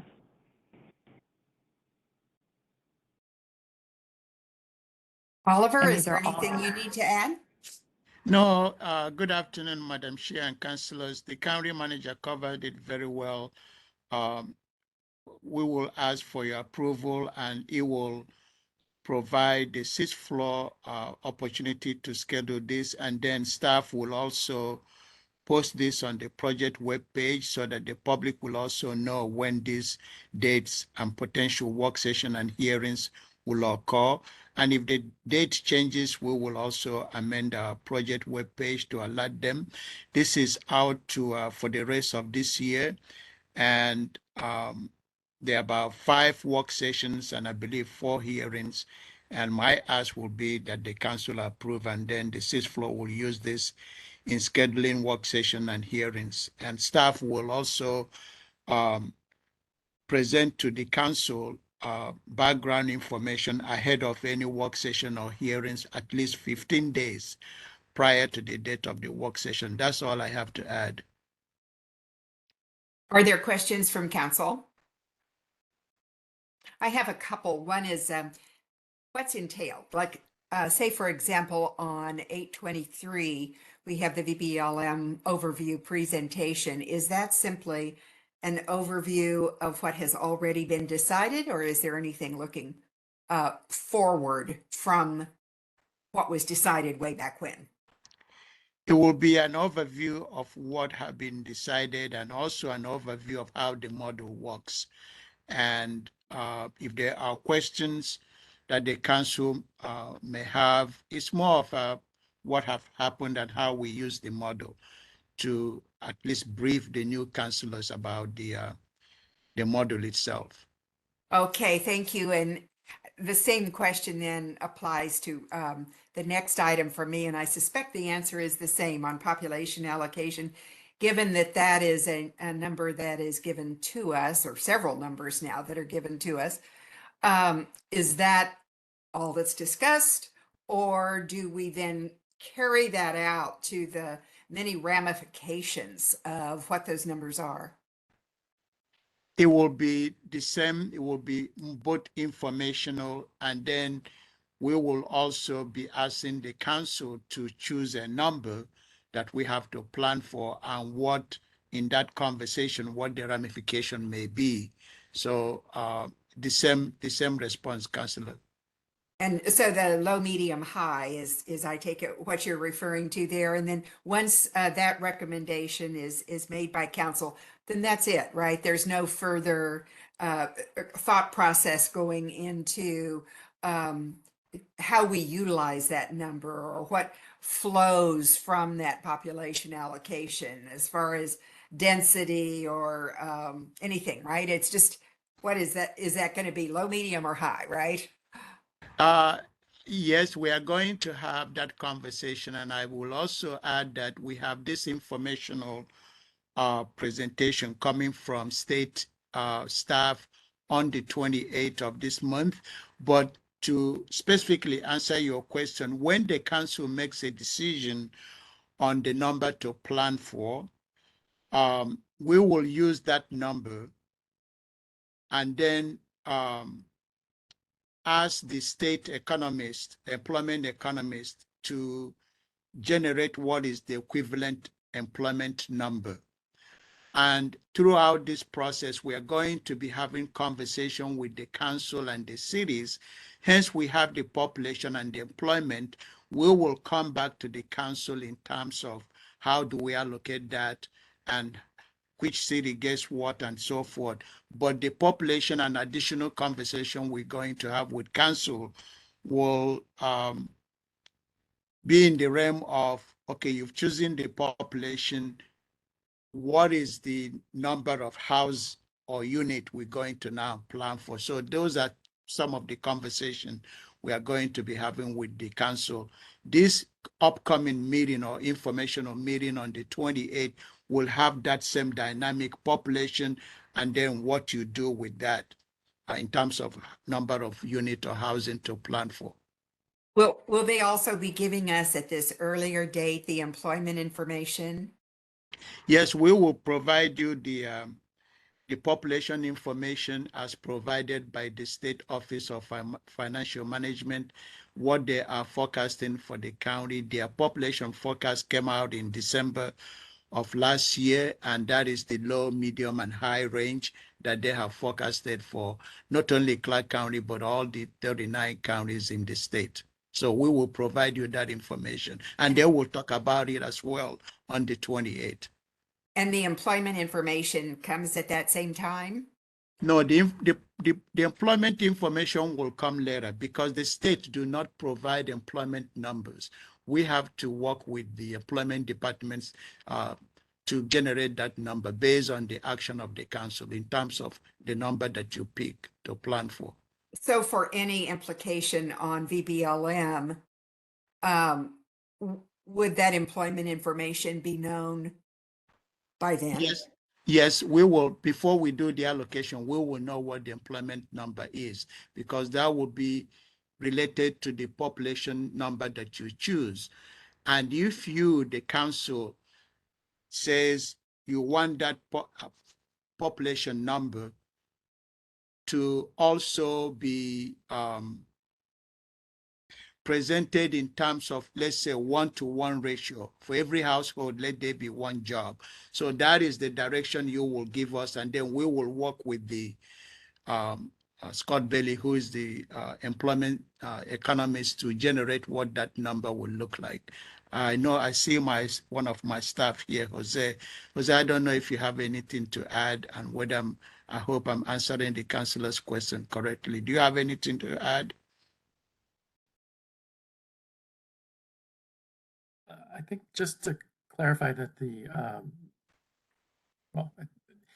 the 15 days is for the hearings that we're going to provide information 15 days before. I think you said work session. So I just wanted to clarify that it's for the hearings that we'll have the information in 15 days in advance. The hearings or the work session would be our typical schedule. Yeah, I think I think you've covered seems like there's two dates where we talk about the population. The initial one in April is going to be the low, medium, and high. And then when we get that input, we'll share that with the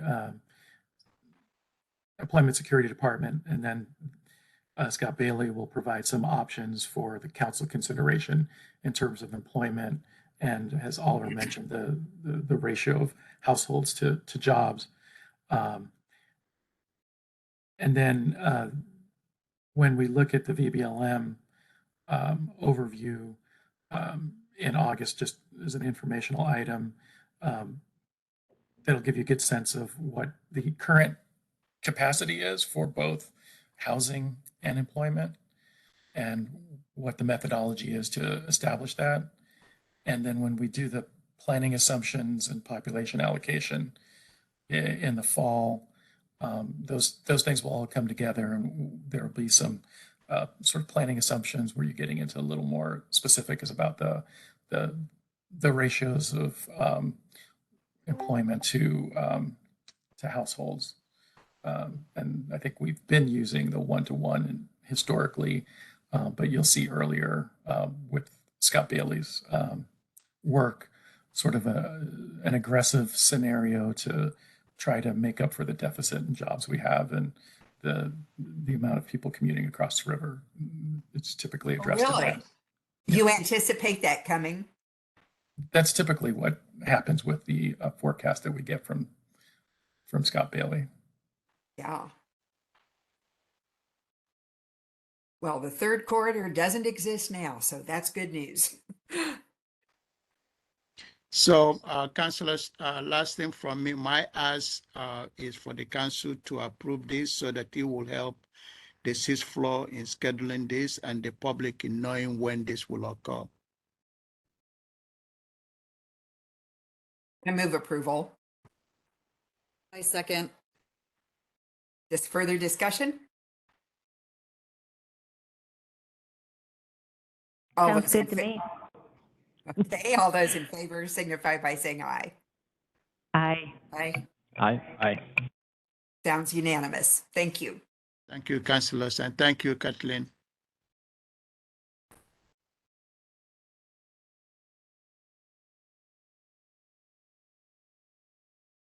Okay, we turn now to councillor reports. We've had a lot of meetings this week, so I realize that you may have quite a bit to report on. Everything from Law and Justice to the Urban County Policy Board and ECHO and Visit Vancouver. We've had a lot. Who would like to start?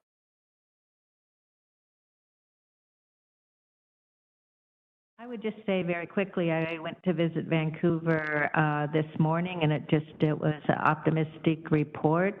Things, stays in the hotels and visitors are up from pre-pandemic times, and yeah, it all just sounds like there's a lot of, Vancouver is a destination for folks.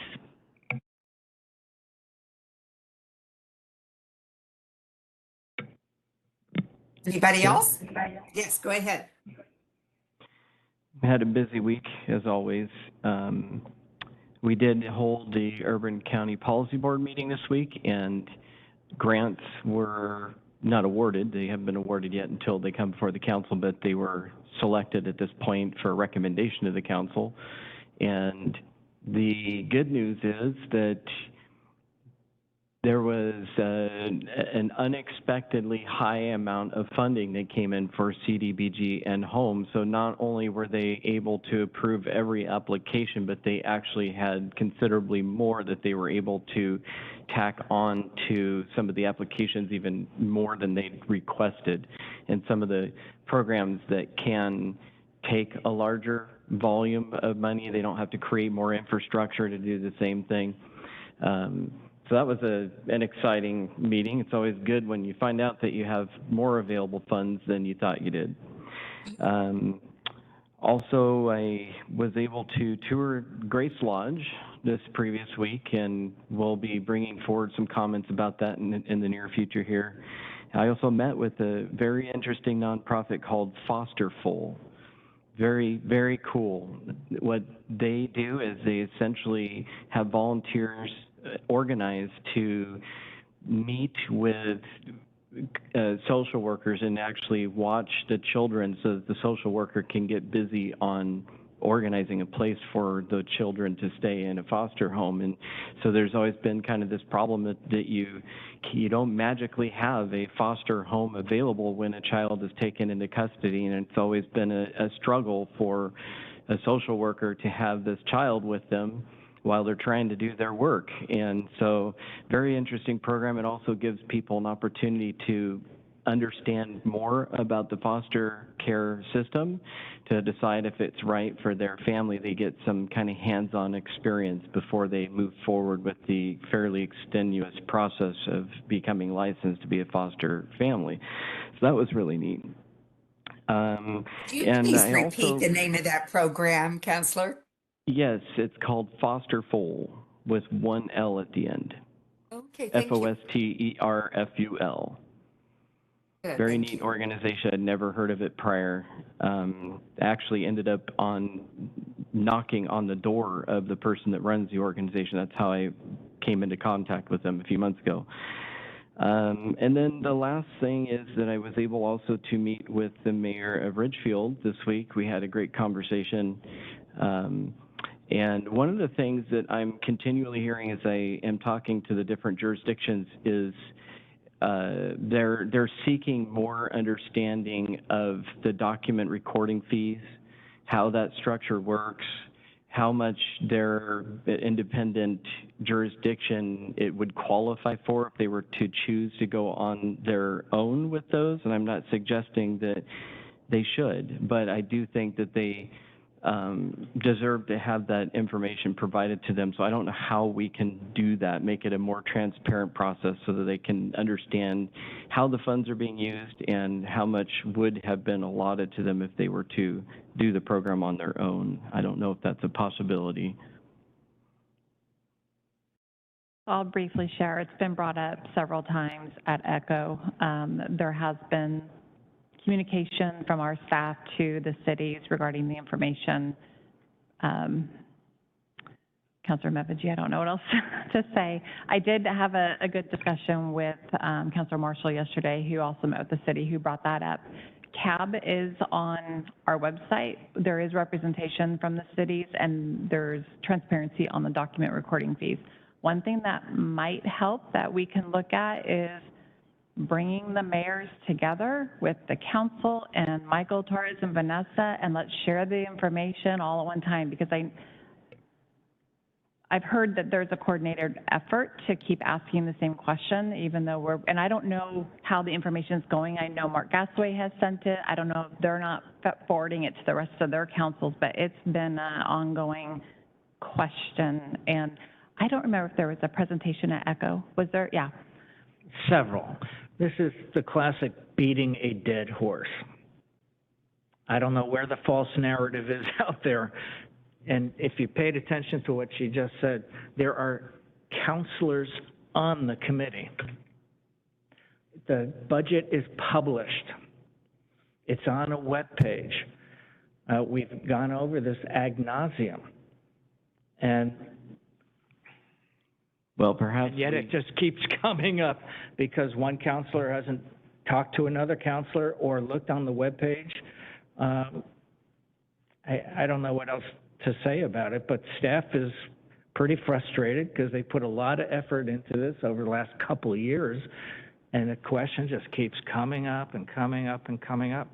So perhaps the realistic solution is they do take it on themselves, come up with their own homeless action plan, and So that is not what I heard. I didn't hear any indication that that's their plan. They just want to understand how things are working. They want to understand how they're being used better. And if we already have that information, if you could just direct me there and I can go back and direct them there. Maybe it's an issue of communication is all. It is indeed, I think, an issue of communication, and it reminds me very much of when we had so many questions about the new tax coming forward, and we brought the city leaders, and we gave them an opportunity to meet with us to go over how that tax was going to work and be shared with the cities. And afterwards, we actually got a great deal of feedback that was maybe the most helpful thing that had been done, despite the fact that we shared a lot of written material, of course, in advance, and websites and this and that. So you suggested, Kathleen, that maybe we could do a little meeting of some sort, and that was very easy to arrange, wasn't it? So we could just do that and have it virtual, and have the qualified speakers that you mentioned share the information on how the recording fees work. And I'd suggest that we do that. And I can invite the chair of CAB as well, because that is under their purview, and that's where the information gets out most. And I can certainly, or council can go on ECHO agendas and see the prior presentations regarding this. But yes, I can certainly schedule something with, I don't know if it should just be with the mayors, because one of the things that I'm struggling on this one is that we do have different council representation, both on ECHO or CAB. Information has been shared with them. It's been shared with the staff. So I want to make sure that whoever is coming is going to share it with everybody else so that we don't continue, because I'll tell you, I got a call saying we didn't get anything. I email Mark. Mark's like, here's the email I sent with all the information and here. So I just want to make sure that, that they're communicating back also, and that we have the right people at the table, because we have been engaging them. And the more that we have at the table, it's fine, because it is not a problem, especially when we're meeting virtually, to get everyone together that has an interest, whether it is mayors or counselors and staff. Anybody that has a need to know should definitely be invited, I think. And that was one of the bits of feedback that I got from a couple of the cities when we did the session on taxation, was that it was that they felt like just that the mayor was invited, and they wanted the individual counselors to be invited too. And that's easy enough to do. We just have to be sure and send the invitation there, right? So let's do that. So I'll coordinate with the city managers, because they'll have to do their own public meetings notice if they're going to have a quorum at any discussion. Chair, yes, go ahead. I met with the mayor too of Battleground, but just to maybe add a little more information to this, and I don't think it's just how the program works or the budget numbers, but I think a better understanding of how the homeless community is being served. There may be some needs that they're seeing locally that they think might not be addressed, but all of this leads me to think, well, why don't we ask them what kinds of information they would like before we pull everybody together, not make assumptions about what they might know or what they don't know, or all of that. But I think we're headed in a good direction.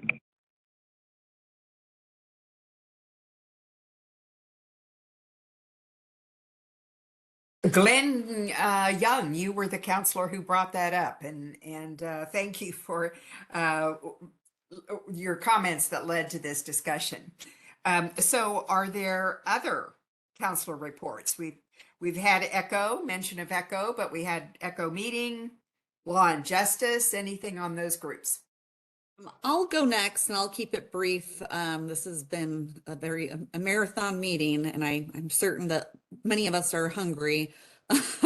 I met with the Fort Vancouver Regional Library Board and got to meet their new appointed members. So that was pretty cool. I got to tour the library and see all the services that were available to people.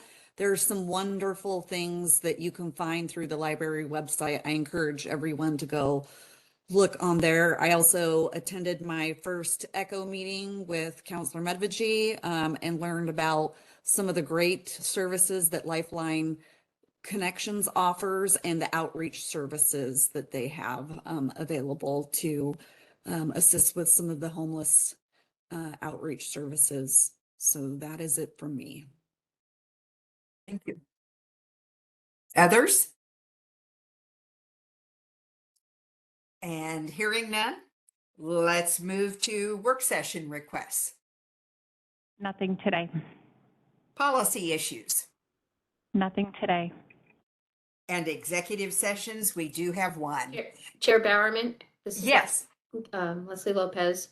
In light of the time that we are at, the council that was going to attend today's executive session is now unavailable. And so we'll be moving that to 2 weeks from today. So I request that we amend to have no executive sessions today. You know, I don't think you're going to get any opposition to that. What do you say, council? I think No opposition. Thank you. Thank you for that. And in that event, that concludes this meeting, and the meeting is adjourned. Thank you all very much.